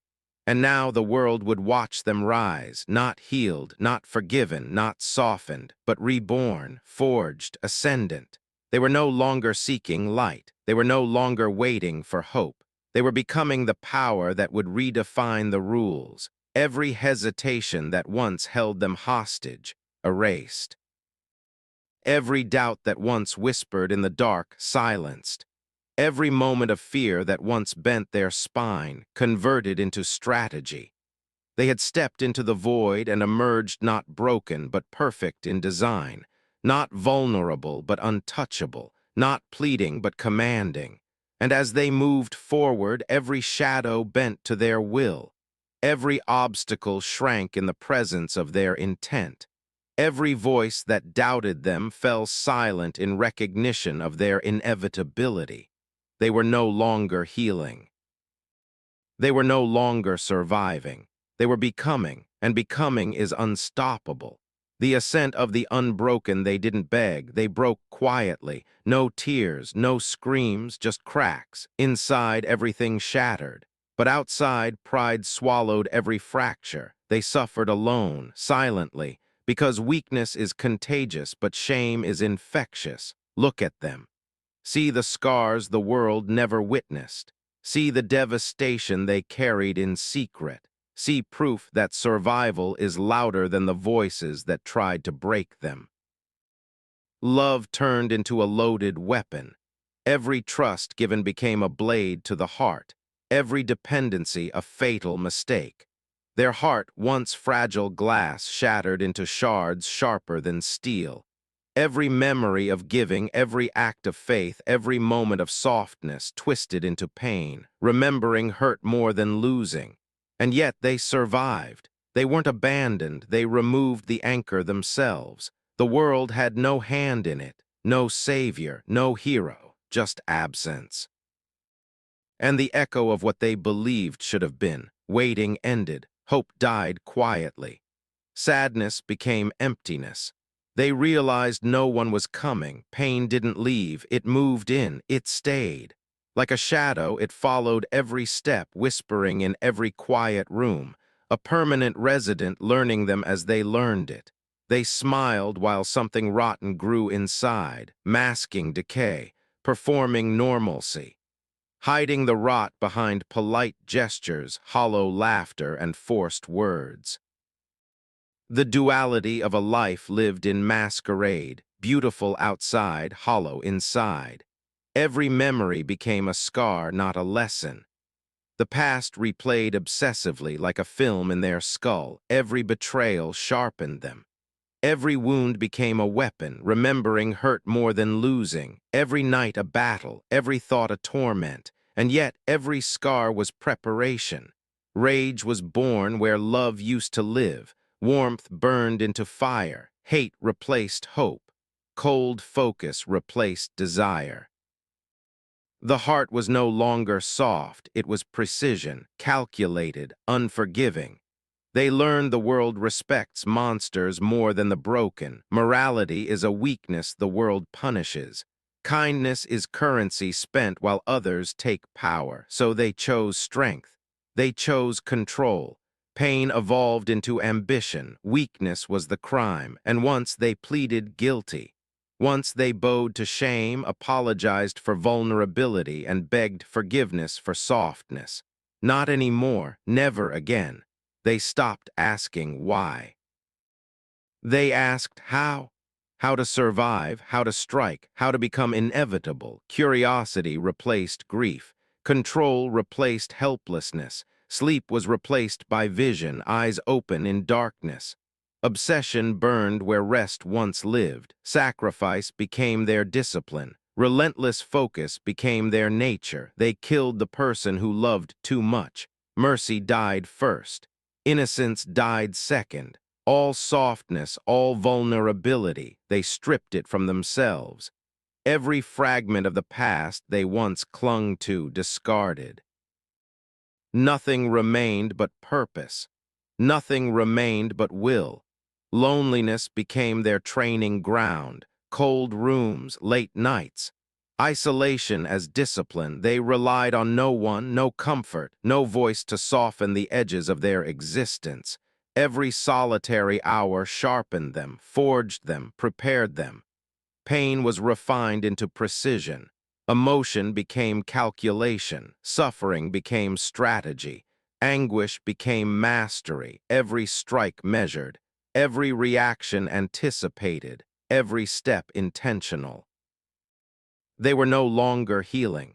They were becoming, not a patchwork of scars, not a survivor of circumstance, but a being remade, reborn in fire, reforged in pain, sharpened in solitude, polished by vengeance, perfected by obsession. Look at them. See the inevitability in their gaze. See the calculation behind every motion. See the darkness they embrace as armor. See the ambition that drives them beyond human limits.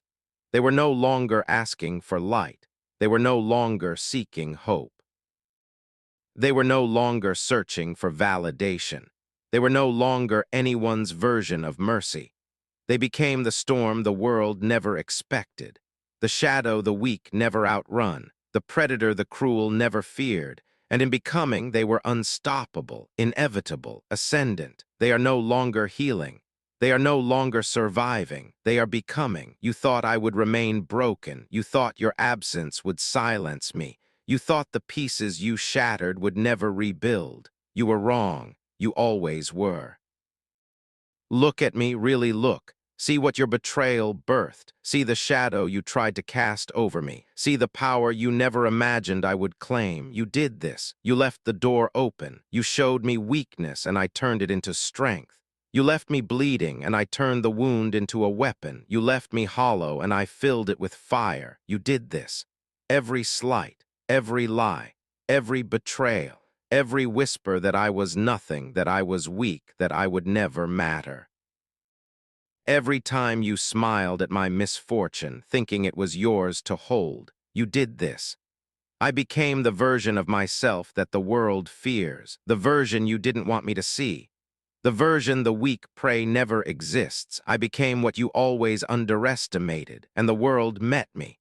The world saw my eyes, sharp, cold, calculating, unforgiving, and they flinched. The world heard my words, short, brutal, truths that cut through illusion like knives, and they recoiled. The world felt my presence, heavy, inevitable, dominant, a force that bends circumstance to my will, and they learn to respect it or fear it. You did this. You taught me the rules of your cruelty. You showed me the cost of mercy. You showed me the limits of kindness, and I used it, all of it, every lesson, every wound, every slight. You did this. You created the fuel. I became the fire. I became the storm. Look at the world now. Do you see it? Do you feel it? The fear in the eyes of those who once ignored me. The hesitation in the hands of those who once commanded me. The quiet, trembling respect in the hearts of those who once laughed. You did this. You left me nothing to cling to, no one to save me, no one to guide me, no one to tell me it's okay. And I realized I didn't need anyone. I never did. You did this. You handed me the blueprint of my own dominance. You left the cracks in the world, and I filled them with myself. I claimed what was mine to claim. I took what was never meant for me and made it my throne. Look closer. Do you recognize me?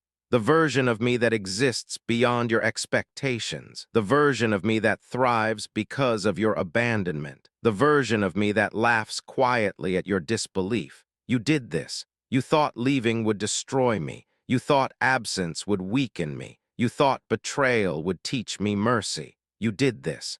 I am no longer the one you could define. I am no longer the one you could control. I am no longer the one who pleads or bends or fades. I am the one who moves the earth to my will. I am the one who stands tall while others crumble. I am the one the world now meets with caution. You did this. Every hand that tried to hold me down now trembles before me. Every voice that tried to shame me now whispers my name in awe. Every gaze that once ignored me now cannot escape my presence. The world met the version you created, and the world bowed to it. Look at the fire in my eyes. See the control in my stance. Hear the certainty in my words. Feel the inevitability in my steps. You did this. You were the architect of my destruction. You were the spark that ignited the inferno. And I became the conflagration you never planned for. You did this. The world respects monsters more than the broken. The world respects those who claim what is theirs. The world respects those who wield pain as power and sorrow as strategy. You did this. You taught me how to be feared. You taught me how to be unstoppable. You taught me how to rise without mercy.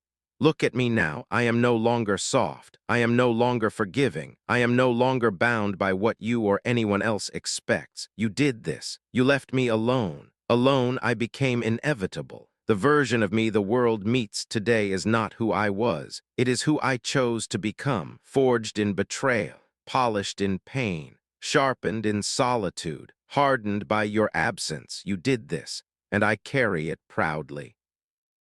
Because what you meant to break, you made immortal. What you meant to silence roars louder than ever. What you meant to destroy dominates everything it touches. You did this. So when the world sees me trembling in awe, bowing in respect, or fleeing in fear, remember, it was your hand that carved this version. It was your leaving that ignited this power.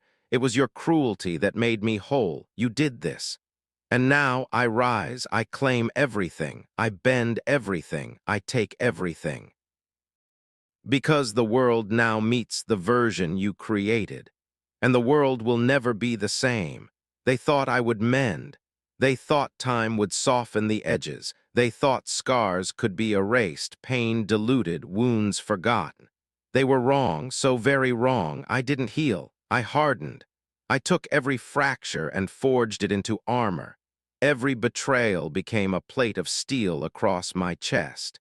Every abandonment became a shield across my heart. Every lie became the edge of a blade I now carry with precision. They thought tears made me fragile. They thought sorrow left me weak. They didn't see the truth. Every drop of pain became a rivet, binding me tighter, stronger, unyielding. I am not softer because I survived. I am stronger because I refused to break. I am not lighter because I forgave. I am heavier because I carry the weight of everything they tried to bury me under, and I wield it. Look at me, see the steel beneath the skin, feel the cold in my gaze, hear the certainty in my words. I didn't heal. I hardened. The world taught me kindness is optional. The world taught me mercy is weakness. The world taught me softness invites destruction, and I listened. I learned. I adapted. I cover myself in steel where they once expected flesh. I wear my pain like armor, impenetrable.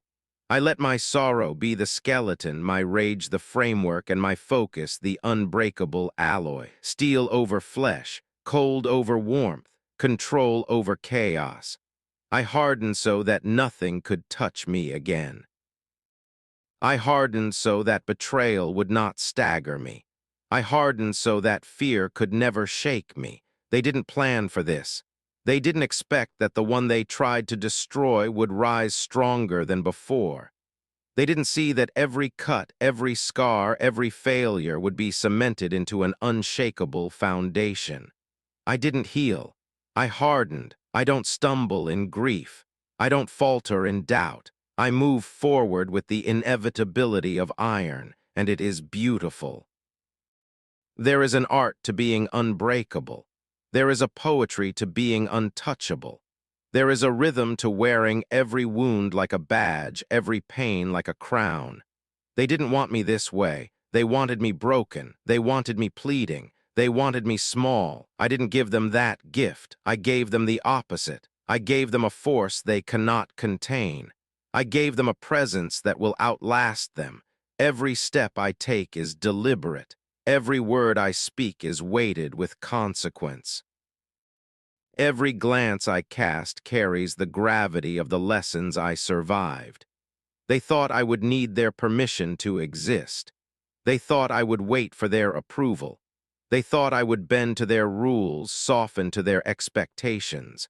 I didn't heal. I hardened, steel over flesh, light over darkness. No, darkness over everything, pain into power, weakness into dominance. The broken pieces of who I was, now the sharp edges of who I am. I don't feel fragility anymore. I don't feel the sting of betrayal as injury. I feel it as energy, as force, as momentum. Every memory of being lesser, ignored, discarded, fuels the unrelenting machine I've become. They didn't want me this way, but I am exactly what they created. The world meets not the healed, they meet the hardened. Every wall they built around me, I reinforced it. Every chain they laid across my path, I sharpened it. Every shadow they tried to cast over me, I turned it into armor I didn't heal. I hardened, and now nothing can stop me. Steel over flesh, pain over mercy, sorrow over sentiment. I am deliberate, I am calculated, I am unyielding. They didn't understand. Healing is for the weak. The strong, we build our own resilience. We turn our suffering into weapons. We transform every wound into unbreakable steel. I didn't heal, I hardened. And in that hardening, I became unstoppable. Look at me now. Do you see it? The certainty, the power, the inevitability. This is what survival teaches. This is what betrayal creates. This is what the world fears. I didn't heal, I hardened. And the world now bows to the force I have become. Steel over flesh, pain into precision, weakness, erased, dominance, absolute. I didn't heal, I hardened, and I will not stop. I will not waver. I will not falter. Because steel over flesh is stronger than mercy, stronger than sentiment, stronger than hope. I didn't heal, I hardened. And in my hardening, I became inevitable. The world meets not the broken. The world meets the version I forged, the version I claimed, the version I own, and nothing will ever be the same again. They used to look at me and smile. They used to nod and pretend to care. They used to pretend my existence mattered. I don't want that anymore. Approval is a poison I've spat out. Validation is a chain I've broken. The world no longer decides my worth. I do. I don't seek nods. I don't seek applause. I don't seek permission. I exist. And the world adjusts. They wanted me to ask. They wanted me to beg. They wanted me to shrink into a version of myself small enough to fit their comfort. I didn't. I refused. I refused to wait for their smiles. I refused to mold myself to their expectations. I refused to let their fleeting approval define me. Instead, I became the storm, the presence that bends the room to its gravity, the weight they feel before I even speak. Look at me. See the silence that follows me. Hear the uncertainty in their eyes. Feel the tension tighten around their chests. I don't ask for respect. I command it. I don't wait to be noticed. I occupy the space I choose, and the world notices whether it wants to or not. Fear replaced approval. It was a gradual shift, a necessary evolution, because they taught me that approval is fragile, and fear is forever. Every glance I cast carries weight. Every word I release carries consequence.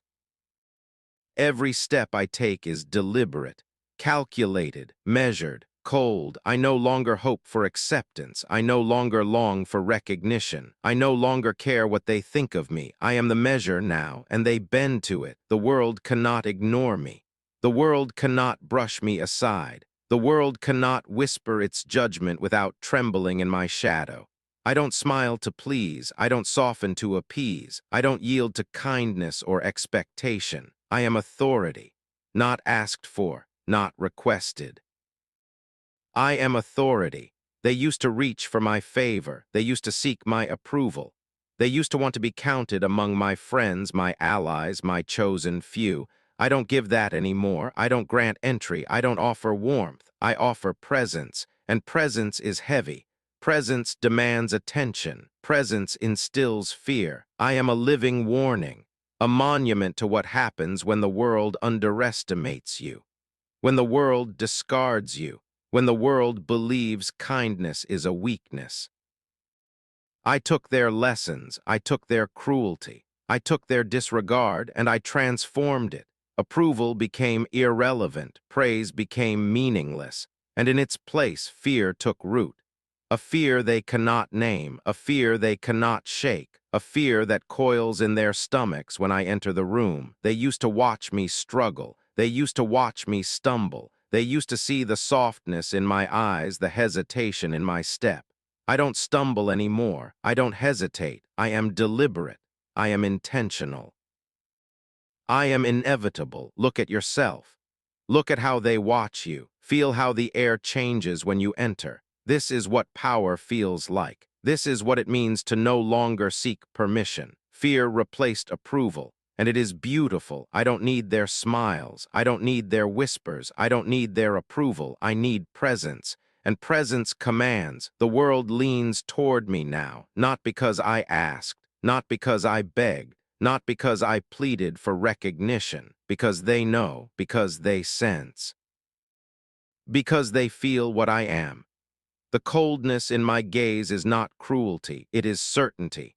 The stillness in my voice is not silence, it is command. The intensity in my posture is not arrogance, it is authority. They want approval from me. I don't grant it, I don't offer it. They seek validation, I withhold it. I am the standard, I am the law, I am the storm before the storm. Fear replaced approval, and I thrive in it, I breathe it in.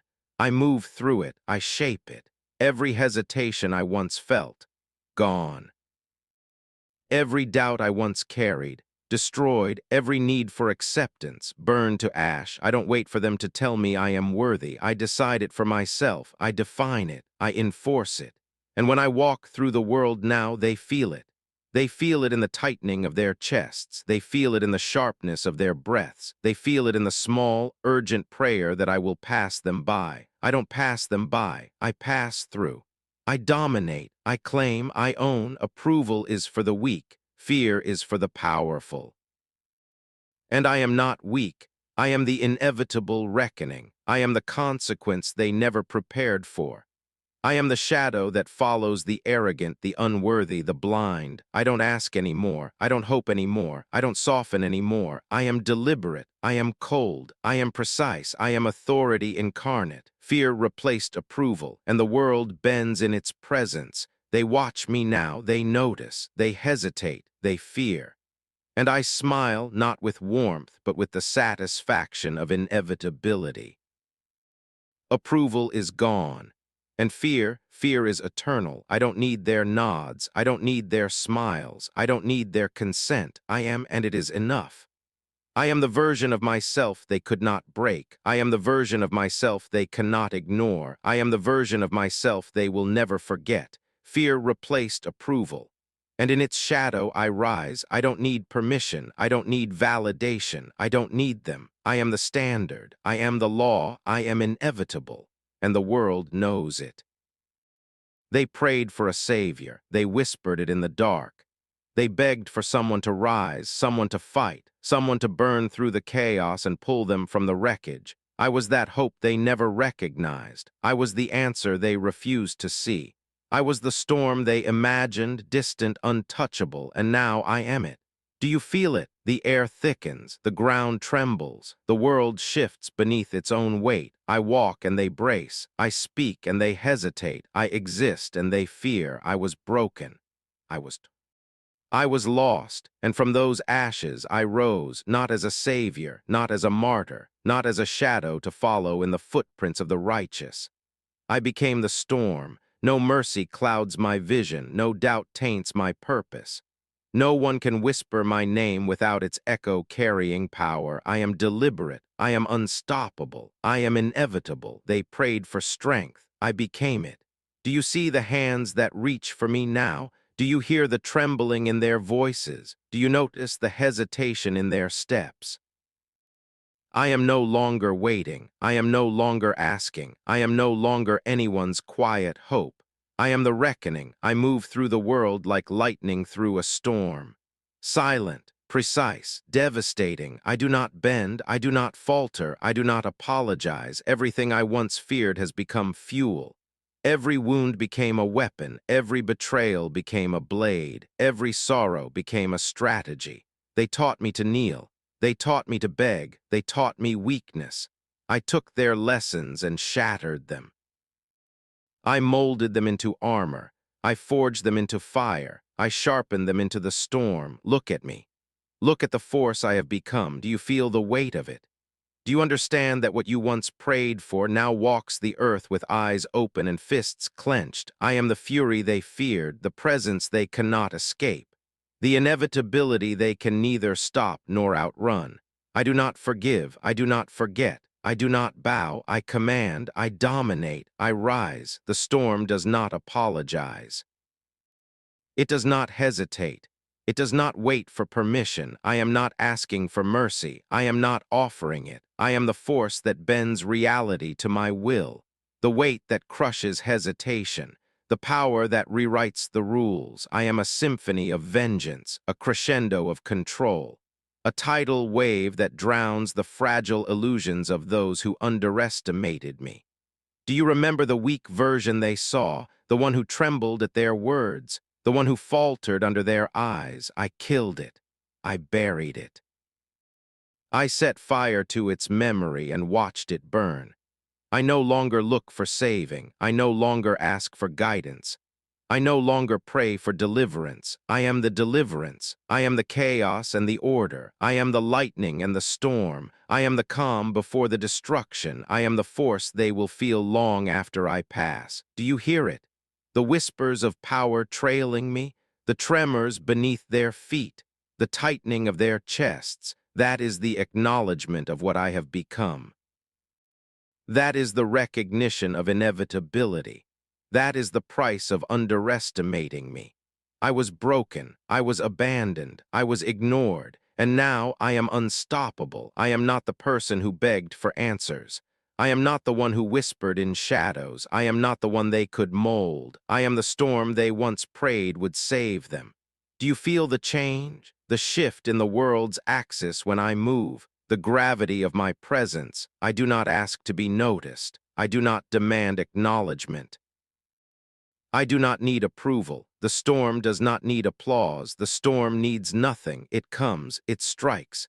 It leaves nothing behind but recognition, recognition of power. Recognition of inevitability. Every step I take is a promise. Every breath I draw is a declaration. Every glance I cast is a warning. I am no longer fragile. I am no longer soft. I am no longer anyone's shadow. I am the storm incarnate. I am the fury that will not be tamed. I am the reckoning. Look at me now. Look at the force they created through neglect, through cruelty, through disbelief. I am the mirror of their failure. I am the consequence of every time they doubted me. I am the answer they begged for and never realized. Do you see it? Do you understand? I am not here to heal. I am not here to comfort. I am here to command, to dominate, to rise. The storm does not apologize. It does not bend. It does not yield. And I am the storm. I am the force they prayed for. I am the reckoning they feared.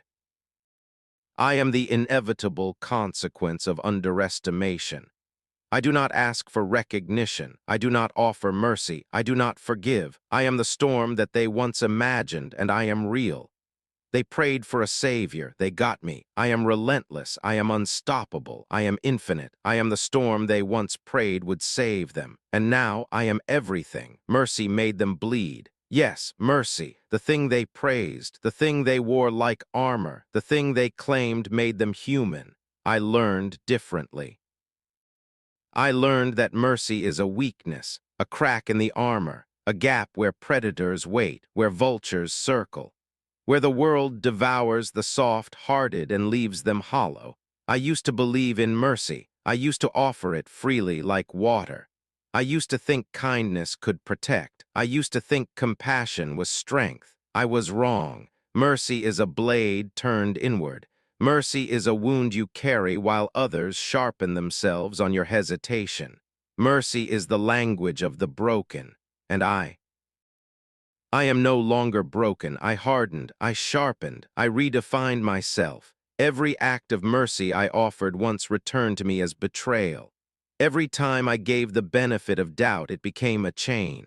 Every time I forgave, I was made to bleed, so I stopped. I stopped speaking the language of weakness. I stopped bending for approval. I stopped offering my heart as a playground. I built walls where there were cracks. I built rules where there were pleas. I built fire where there was frost. I do not forgive.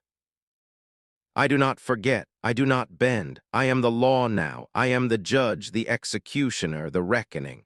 The world respects power, not apologies. It respects presence, not pleas. It respects the hand that strikes and never wavers. I do not heal those who cut me. I do not lift those who betray me. I do not guide those who stumble. I do not rescue those who ignored my pain. I am the storm. I am the consequence. I am the fear in their eyes when they realize they cannot control me. Mercy is a lie sold to the weak, a lie that softens the mind, a lie that allows chaos to fester under the guise of morality. I tore that lie from my chest. I replaced it with steel. I replaced it with fire. I replaced it with rules they cannot bend, boundaries I do not break, laws I enforce on my own terms. Do you feel it? The shift in the world when I move, the tension in the air when I speak. The quiet that falls when they realize mercy is no longer part of my vocabulary. I do not give second chances. I do not offer explanations. I do not negotiate with weakness. Mercy made me bleed, but vengeance sharpened me. Pain disciplined me. Betrayal taught me. I will not apologize for my survival. I will not soften my edges for your comfort. I will not speak the language of kindness to strangers who would cut me down. I am cold. I am calculated. I am precise. I am a storm that no plea can alter. I will not let sentiment cloud judgment. I will not let loyalty be mistaken for weakness. I will not let the soft-hearted rewrite my purpose. I am clear. I am relentless. I am absolute. Mercy is a tool for fools. Mercy is a poison they swallow while the world devours them.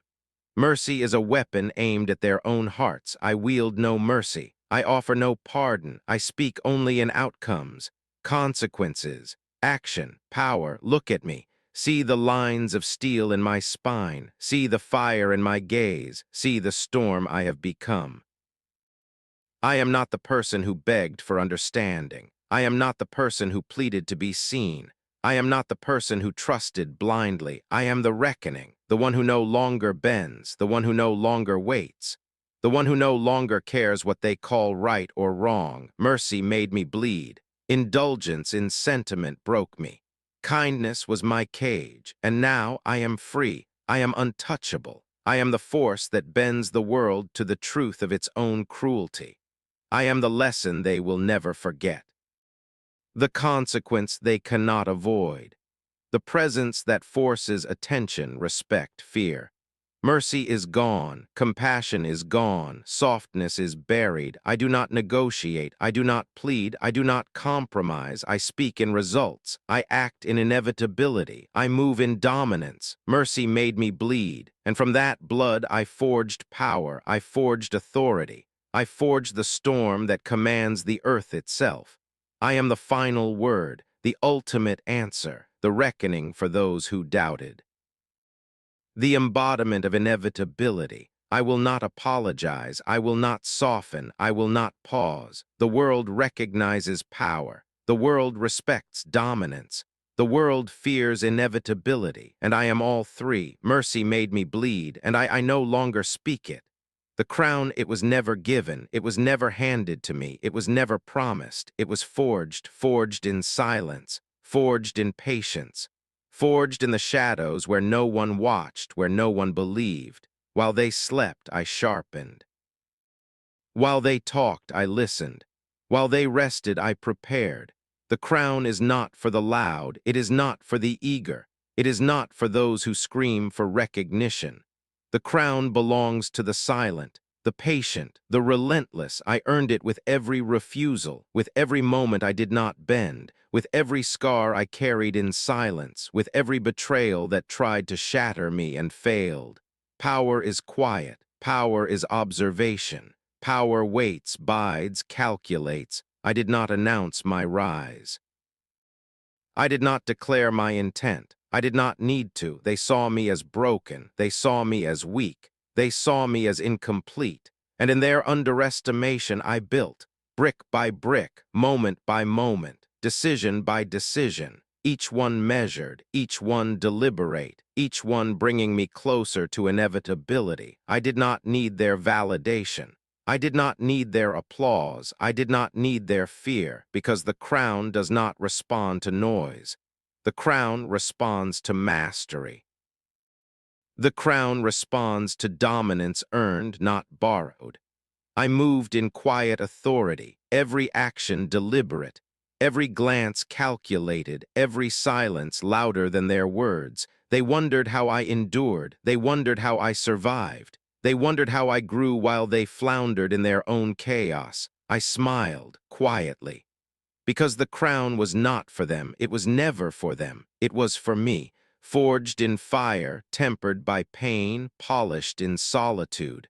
I did not claim it for glory. I did not claim it for fame.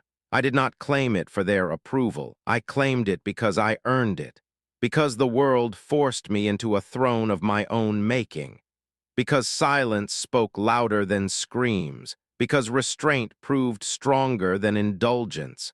Look at me, see the calm, see the patience, see the quiet confidence that precedes inevitability. The crown rests heavy, yes. It weighs on shoulders that have carried more than they should. It rests upon a mind that has seen every betrayal, every deception, every lie.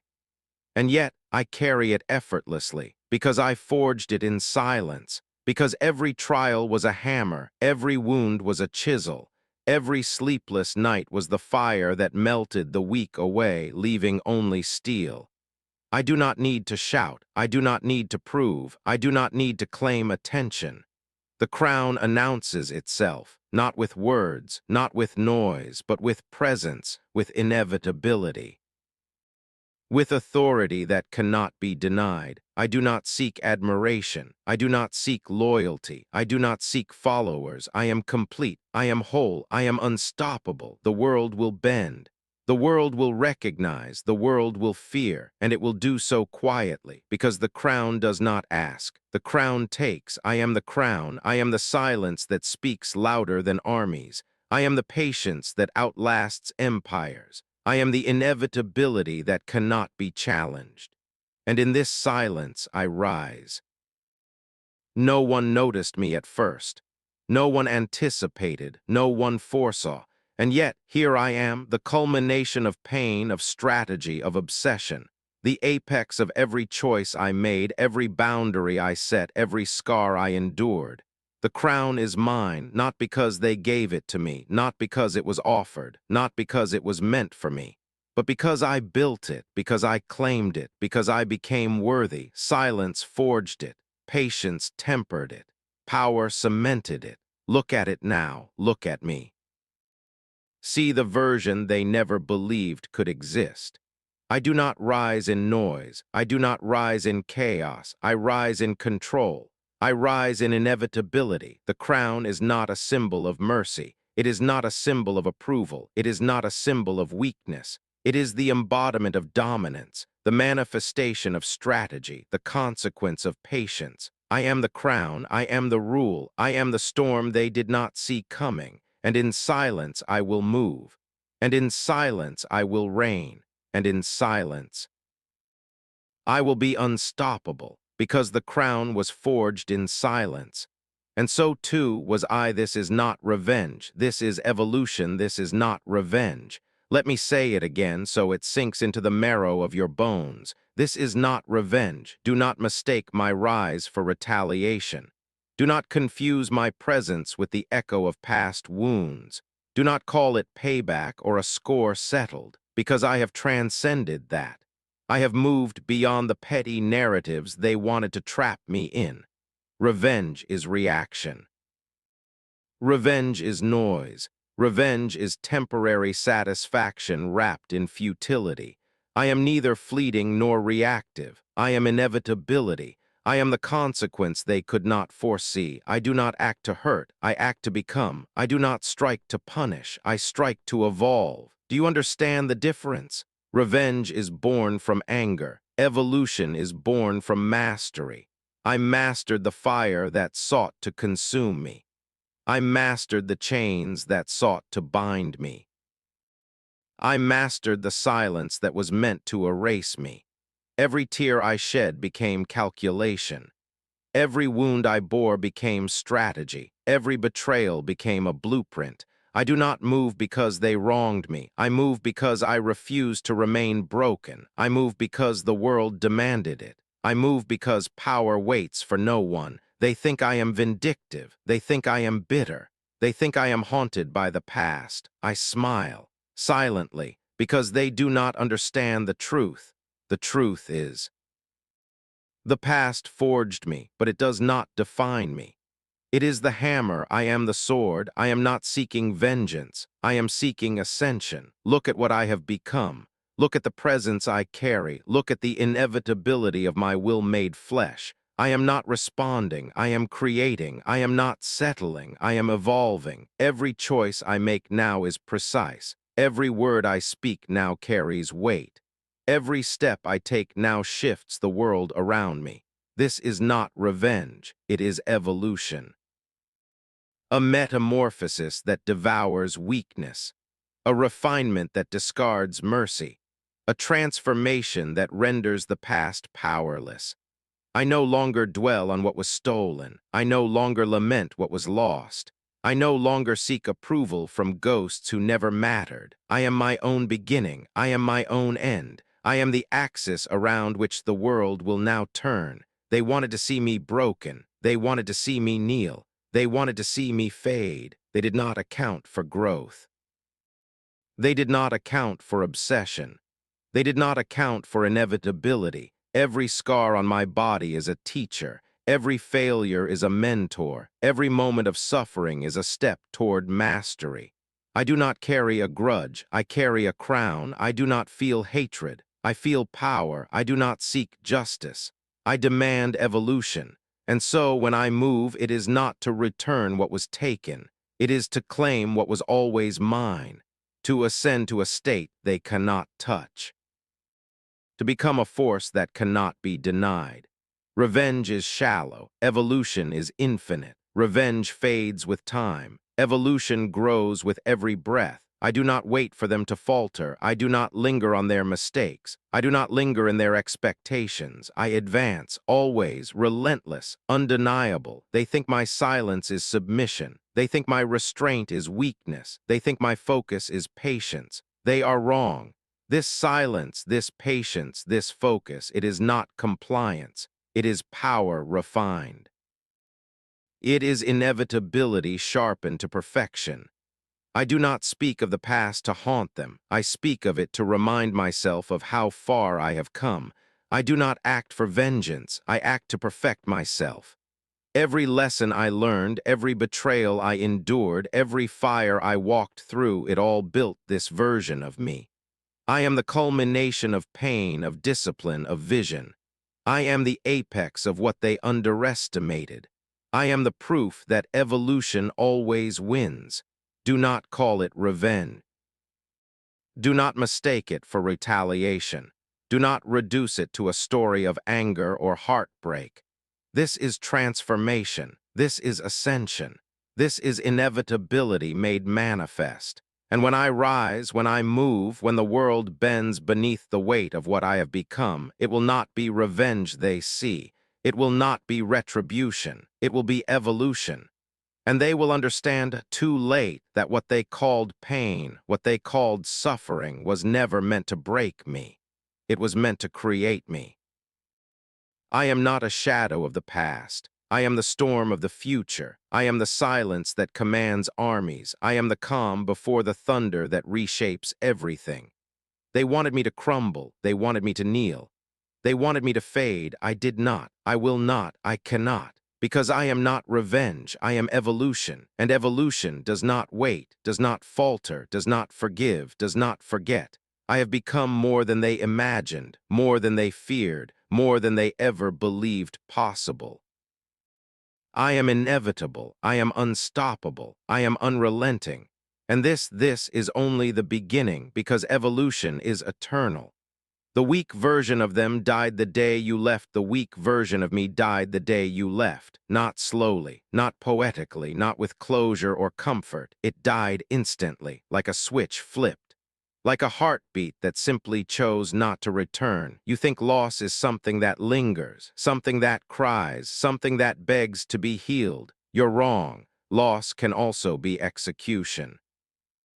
The moment you turned away, something inside me stopped asking questions. stopped hoping, stopped waiting for explanations that were never coming. That was the day softness became a liability. That was the day trust became a mistake. That was the day the old version of me became extinct. I didn't chase you. I didn't collapse. I didn't beg the universe for mercy. I watched something die, quietly, permanently, and I let it. You see, closure doesn't always come with forgiveness. Sometimes closure comes with burial. I didn't need your apology. I didn't need your return. I didn't need you to understand. I needed separation. Final, irreversible. Because the version of me that loved too freely, that believed too deeply, that gave without armor, that version was never going to survive this world. So it didn't. And I didn't mourn it the way you think I should have. I honored it by outgrowing it. You left, expecting me to remain the same, broken, waiting, frozen in the moment you walked away. But I changed, not out of bitterness, out of necessity. Understand this clearly. I am not angry at you anymore. Anger requires attachment. Anger requires memory. What I feel now is distance. Cold, clean, absolute. The weak version of me believed people stayed. The strong version understands people are temporary. The weak version of me searched for meaning in your absence. The strong version created meaning from the wreckage. The weak version of me asked, why wasn't I enough? The strong version realized the question was irrelevant. You didn't leave because I lacked value. You left because I had not yet become inevitable, and that was corrected. I don't forgive you, and I don't need to. Forgiveness is not required when something no longer has power over you. I don't carry resentment. Resentment is weight.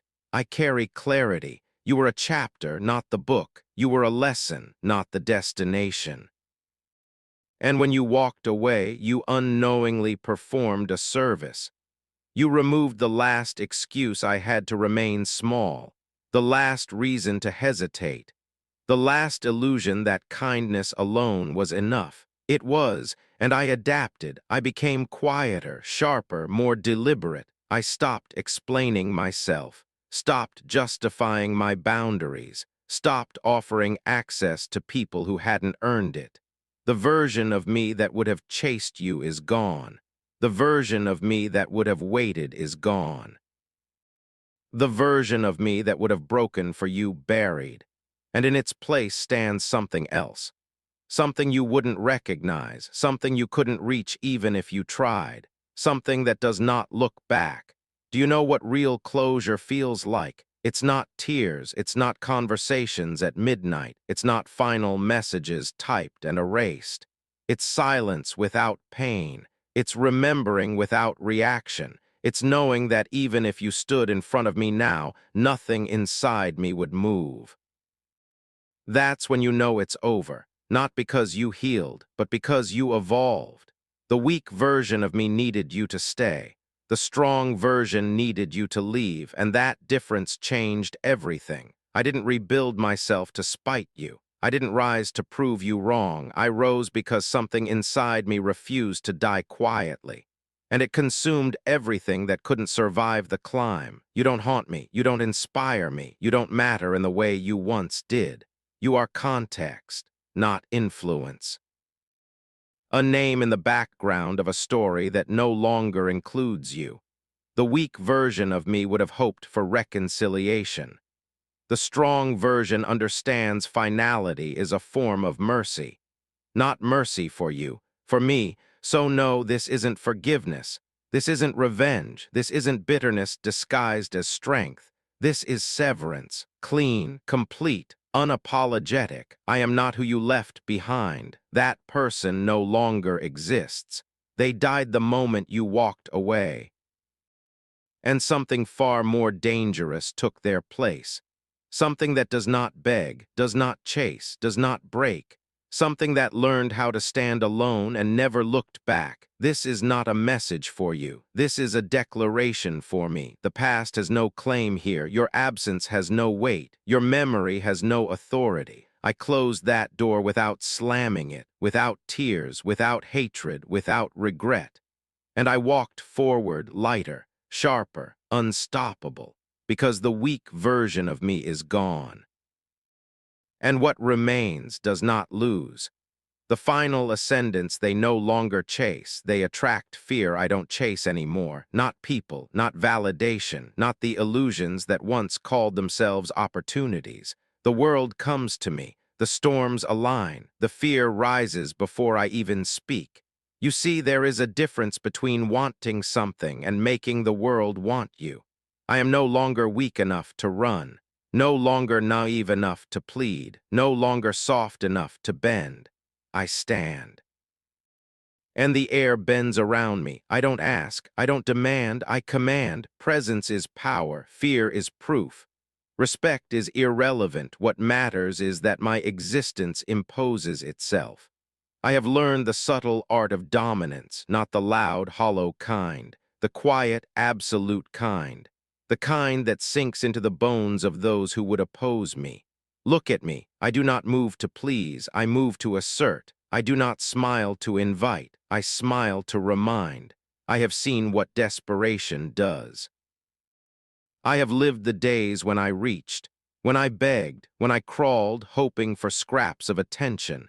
That version, that weak, pleading version, is dead. I killed it, I buried it, and from its ashes I forged authority. They call it charisma, I call it inevitability. I do not follow trends, I do not seek alliances, I do not look for approval. The world reacts to me, not the other way around. I am the axis, the pivot, the force that shifts everything around me. Fear is a mirror. It reflects power. It reflects strength. It reflects the truth that some are untouchable. I walk into rooms and silence follows. I speak and attention turns. I breathe and tension rises. I am not cruel. I am simply unavoidable. I no longer chase because I have learned something essential. The strong do not beg. The strong do not plead. The strong make others come to them, and they do. Enemies, doubters, opportunists, they see me and they hesitate. They pause. They calculate. Because they know the cost, and they feel it before I even raise a hand. I am no longer the person who ran with hope. I am the storm people whisper about. I am the shadow that lingers behind every ambition they dared to chase. I do not need revenge. I do not need justice. I do not need validation. What I need is dominance. What I command is respect. What I exude is inevitability. Power is a language, and I speak it fluently. In every gesture, every glance, every word left unspoken. The world will come to me because fear is instinct. Fear is survival. Fear is recognition. I am neither cruel nor kind. I am cert. I am relentless. I am the authority that requires no justification. Look at yourself. Do you feel it? That slight tightening in your chest, that pause before your voice rises, that is me. Not because I begged for it, not because I sought it, because I became inevitable. I no longer seek. I do not plead. I no longer chase the illusions of attention. They chase me. Opportunities, influence, authority, they find me because presence attracts, because certainty commands, because power, when fully realized, does not ask permission. I have learned patience. I have learned silence. I have learned that the world fears what cannot be bent. I have learned to stand without apology, to walk without hesitation, to move without permission. The weak version of me believed in charm. The strong version understands intimidation is an art. The strongest version does not need to show teeth. They are felt in every step. I am the apex, the peak that others stare at and cannot scale. I am the standard that sets the temperature of every room I enter. I am the gravity that pulls attention unwillingly. I do not entertain doubts. I do not tolerate hesitation. I do not bend to expectation. I command it all with quiet certainty. Presence is now my weapon. Silence is my shield. Fear is my messenger. I have seen the weak scramble for influence. I have watched the desperate claw for recognition.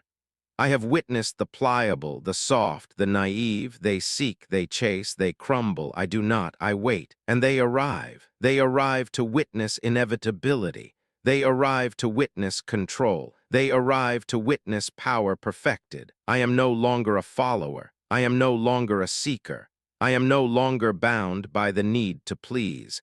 I am the one who commands the field. I am the one whose gaze determines the outcome. I am the one who makes the world respond before I move. Every eye is on me. Every thought measures me. Every heartbeat registers my presence. They are aware of me before they meet me, before they speak to me, before they even know my name. I attract not attention. I attract fear. I attract recognition. I attract inevitability. The weak would see this as arrogance. The naive would call it cruelty. The short-sighted would mistake dominance for malice. I call it evolution. The day I stopped chasing, the day I became unyielding, the day I stopped asking for acknowledgement, that day I became untouchable. Fear is no longer something I endure. It is no longer something I manage. It is a force that bends to me, a reflection of the power I hold. The world does not dictate my pace. The world does not dictate my will. The world does not dictate my trajectory. I am the storm. I am the apex. I am the presence that cannot be ignored. I do not chase because I am not chasing anything anymore. The world comes to me. And when it does, it knows exactly who stands at the center. It knows exactly whose presence bends the air.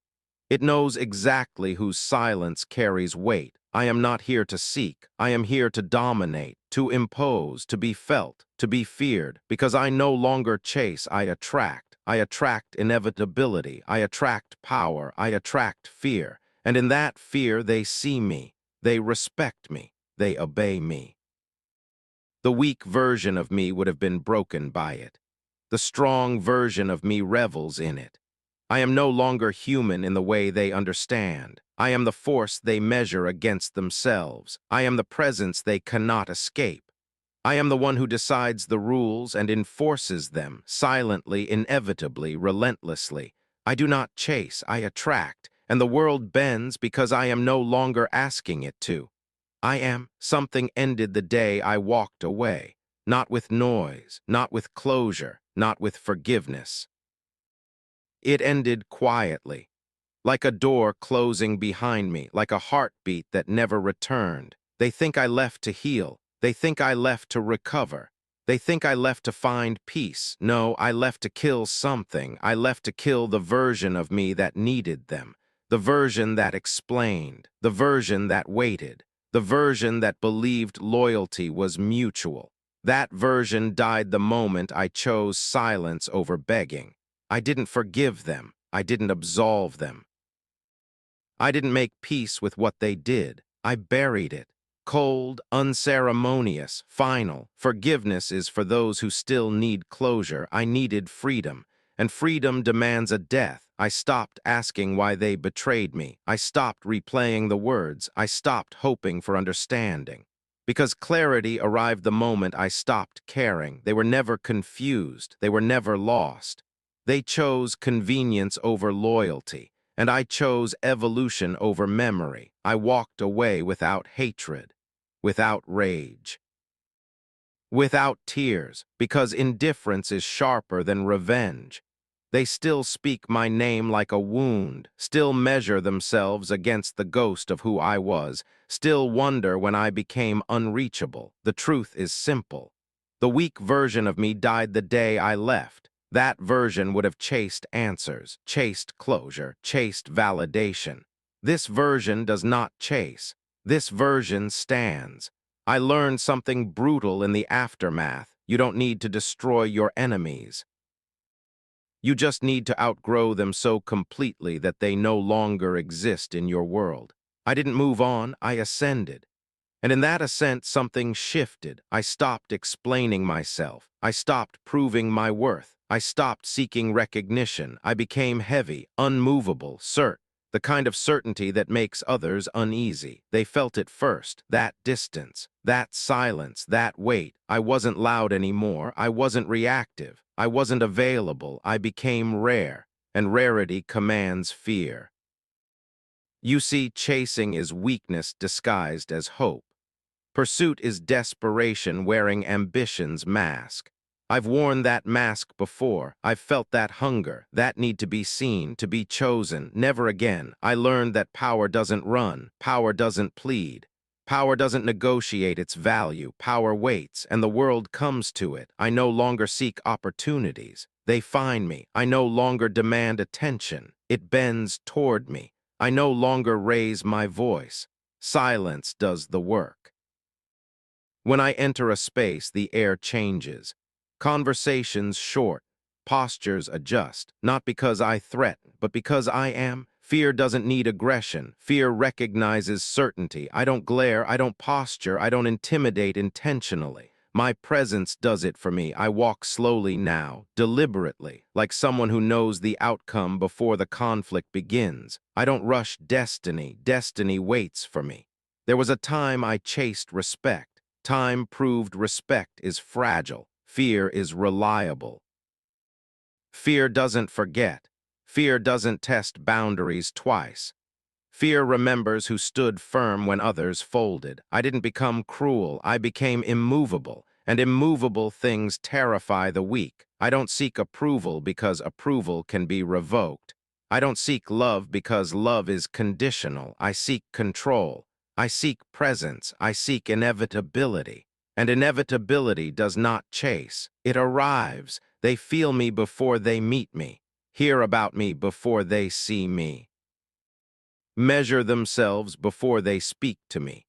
Because something about me says, this is not someone you can bend. I am no longer reactive, no longer emotional, no longer available to manipulation. I learned discipline in solitude, clarity in silence, strength in detachment. I cut the cord without ceremony. No explanations, no goodbyes, just absence. And absence is louder than confrontation. They expected anger. They expected collapse. They expected me to come back asking questions. Instead, I disappeared into something they couldn't reach. I became unapproachable, not because I hate them, but because they no longer exist in my internal world. You can't wound someone who no longer acknowledges you. That's when the balance shifted. They stopped being the judges. They became the audience. I stopped seeking permission. I stopped adjusting my edges. I stopped shrinking my presence to make others comfortable. Comfort is not my responsibility. I am not here to be liked. I am here to be felt. And being felt requires weight. The weak version of me tried to be understood. This version understands power. Power isn't loud. It doesn't announce itself. It simply exists and everything else reacts. I don't chase respect. I attract caution. I don't demand space. Space clears itself. I don't threaten consequences. My presence implies them. Fear follows those who stand without apology. I don't need revenge. Living above them is enough. I don't need closure. Their confusion is my closure. I don't need their regret. My silence is punishment enough. The day I stopped chasing, I became unavoidable. Now I watch the world approach me carefully. Words chosen slowly. Moves calculated twice because they sense it. This is someone who will not bend. This is someone who does not need us. This is someone who already won. I don't pursue, I attract. I attract fear because fear recognizes authority. I attract hesitation because hesitation senses danger. I am not hostile, I am final. The weak version of me would have explained this, apologized for it, softened it. That version is dead. What remains is something colder, sharper, uncompromising. I don't chase anymore because the world comes to me now. And when it does, it knows exactly who stands at the center, not a victim, not a seeker, not a survivor, an apex. I am not becoming this. I already am, and fear knows it. Look at them. Look at all of them. Do they see you? Do they even recognize this is the price of abandoning a soul with fire? Do you hear it? The echo of every choice you made, every moment you turned away, every whisper of doubt you planted in my chest. Do you hear it? Or have you grown deaf to the weight of what you left behind? You left a spark, a flicker, a fragile pulse of something that could have been tamed, nurtured, loved, but you abandoned it. You abandoned me. And now you listen, now you watch, now you feel the consequences of your neglect. I was fire once, not the polite, contained fire you could sit by and admire. No, I was wildfire, a blaze that could warm or consume, and you left me chained in the cold. You left me with nothing but ashes and the memory of warmth. Do you understand what happens when a soul with fire is left to its own devices? Do you understand the price you pay when you refuse to guide it, when you refuse to care, when you refuse to stay? I will tell you. It becomes a weapon. It becomes a storm. It becomes a force that bends the world to its will. You think you left me weak. You think you left me broken. No, you left me hungry, hungry for everything you denied me. Hungry for recognition, for power, for proof that I survived. Hungry for reckoning. I am the sum of every slight, every betrayal, every time you smiled, pretending not to see the burning inside me. Every time you whispered it's okay when it was not okay at all. I am all of it.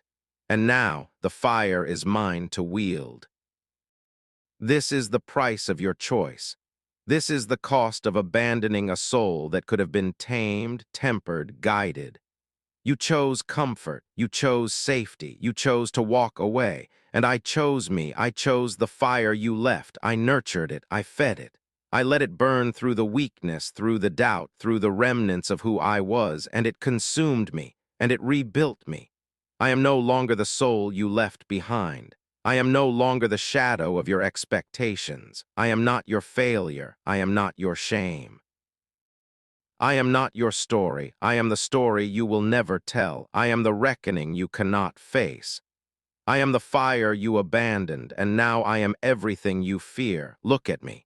Do you recognize what you made? Do you see what happens when a soul is left to its own fire? Do you feel the heat?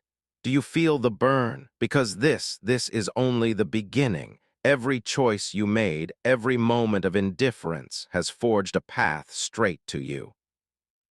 Every act of neglect, every dismissal, every cruel smile has led to this moment.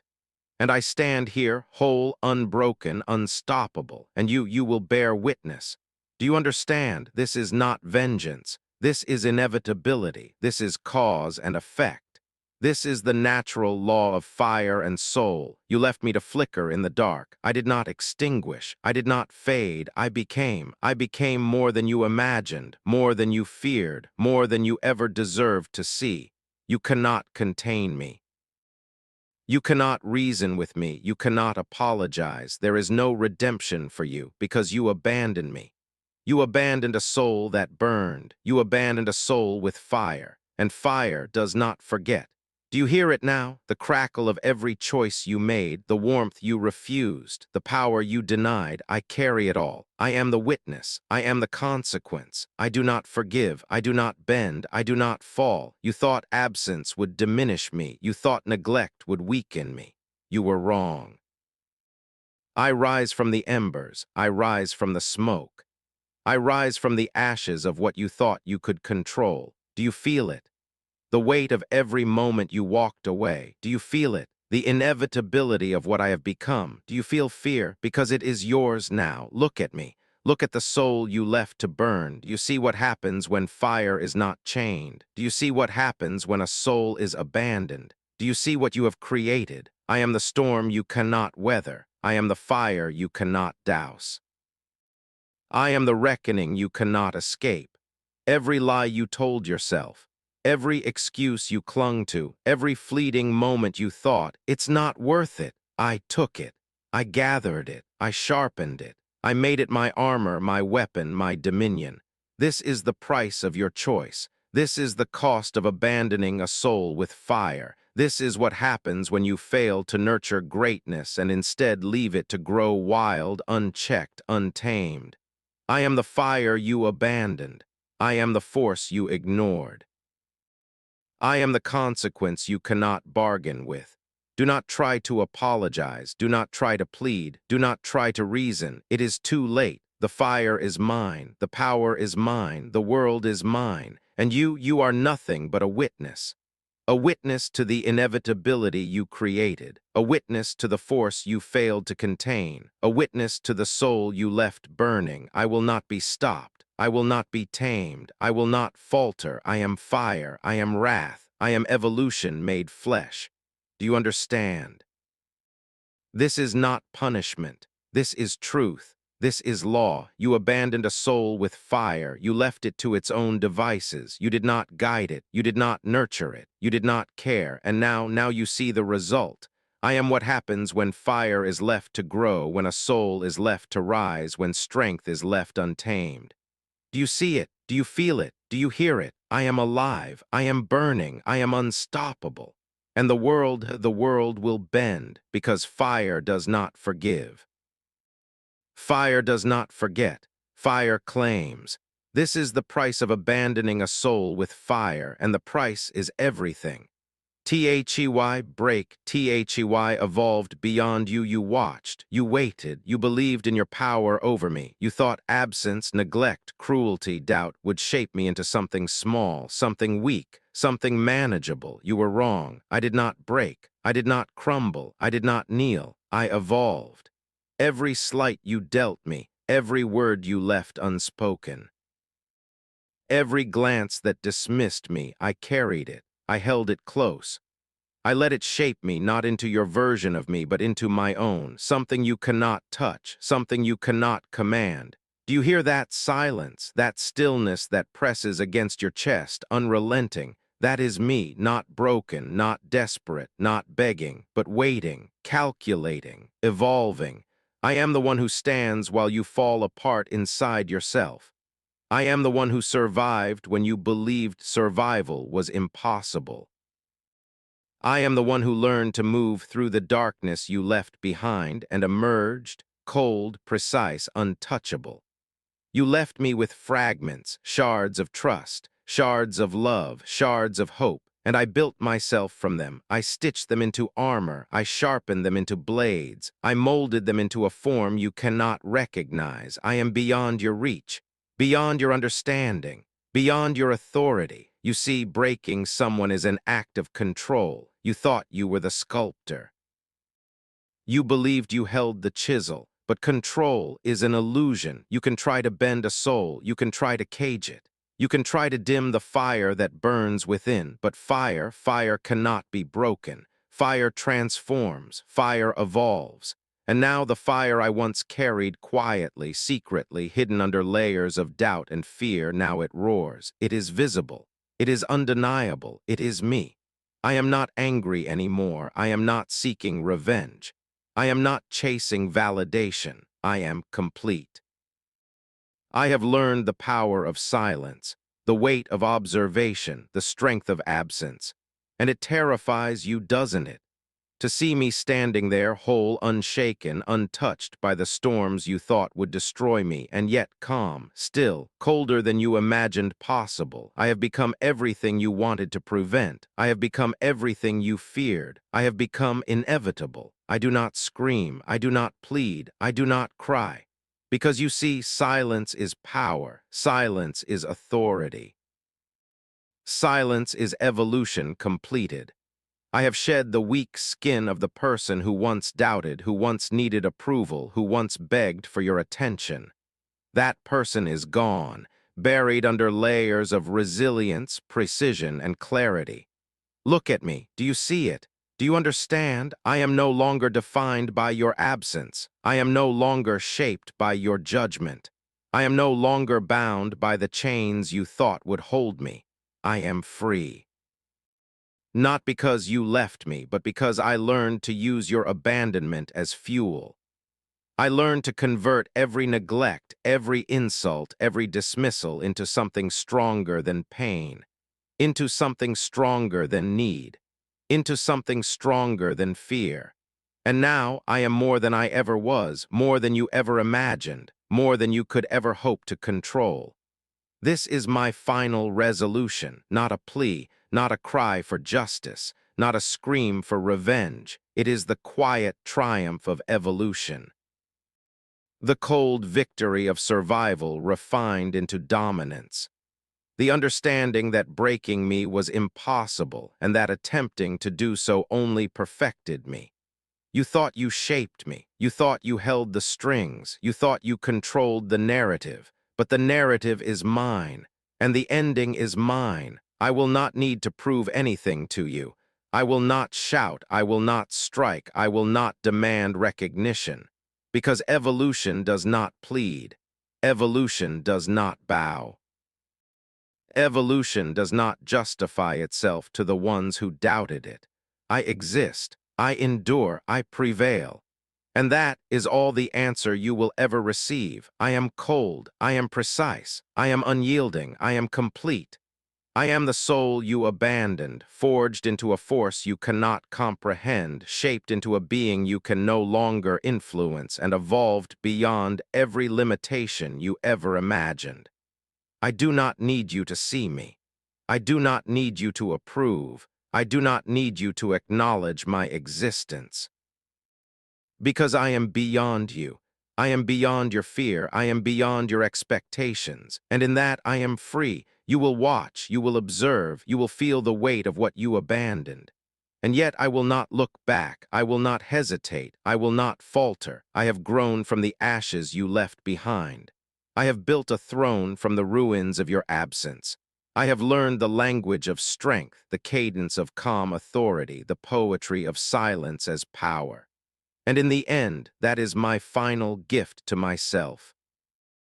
That is my final act. I am no longer broken. I am no longer weak. I am no longer yours to shape or define. I am evolved. I am complete. I am beyond you. The day you left, the world lost control of them. The day you left, everything changed. Not just for me, not just for the empty spaces you left behind, but for the world itself. Because I am no longer yours to manipulate, no longer yours to bend, no longer yours to break. You believed your absence would cripple me.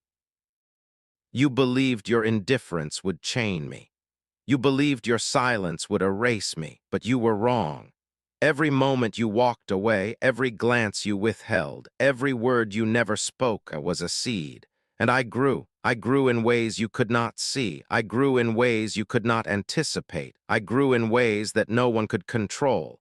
The fire you thought you extinguished burned brighter in the dark. It was not a cry. It was not anger. It was evolution. I became more than what you left behind.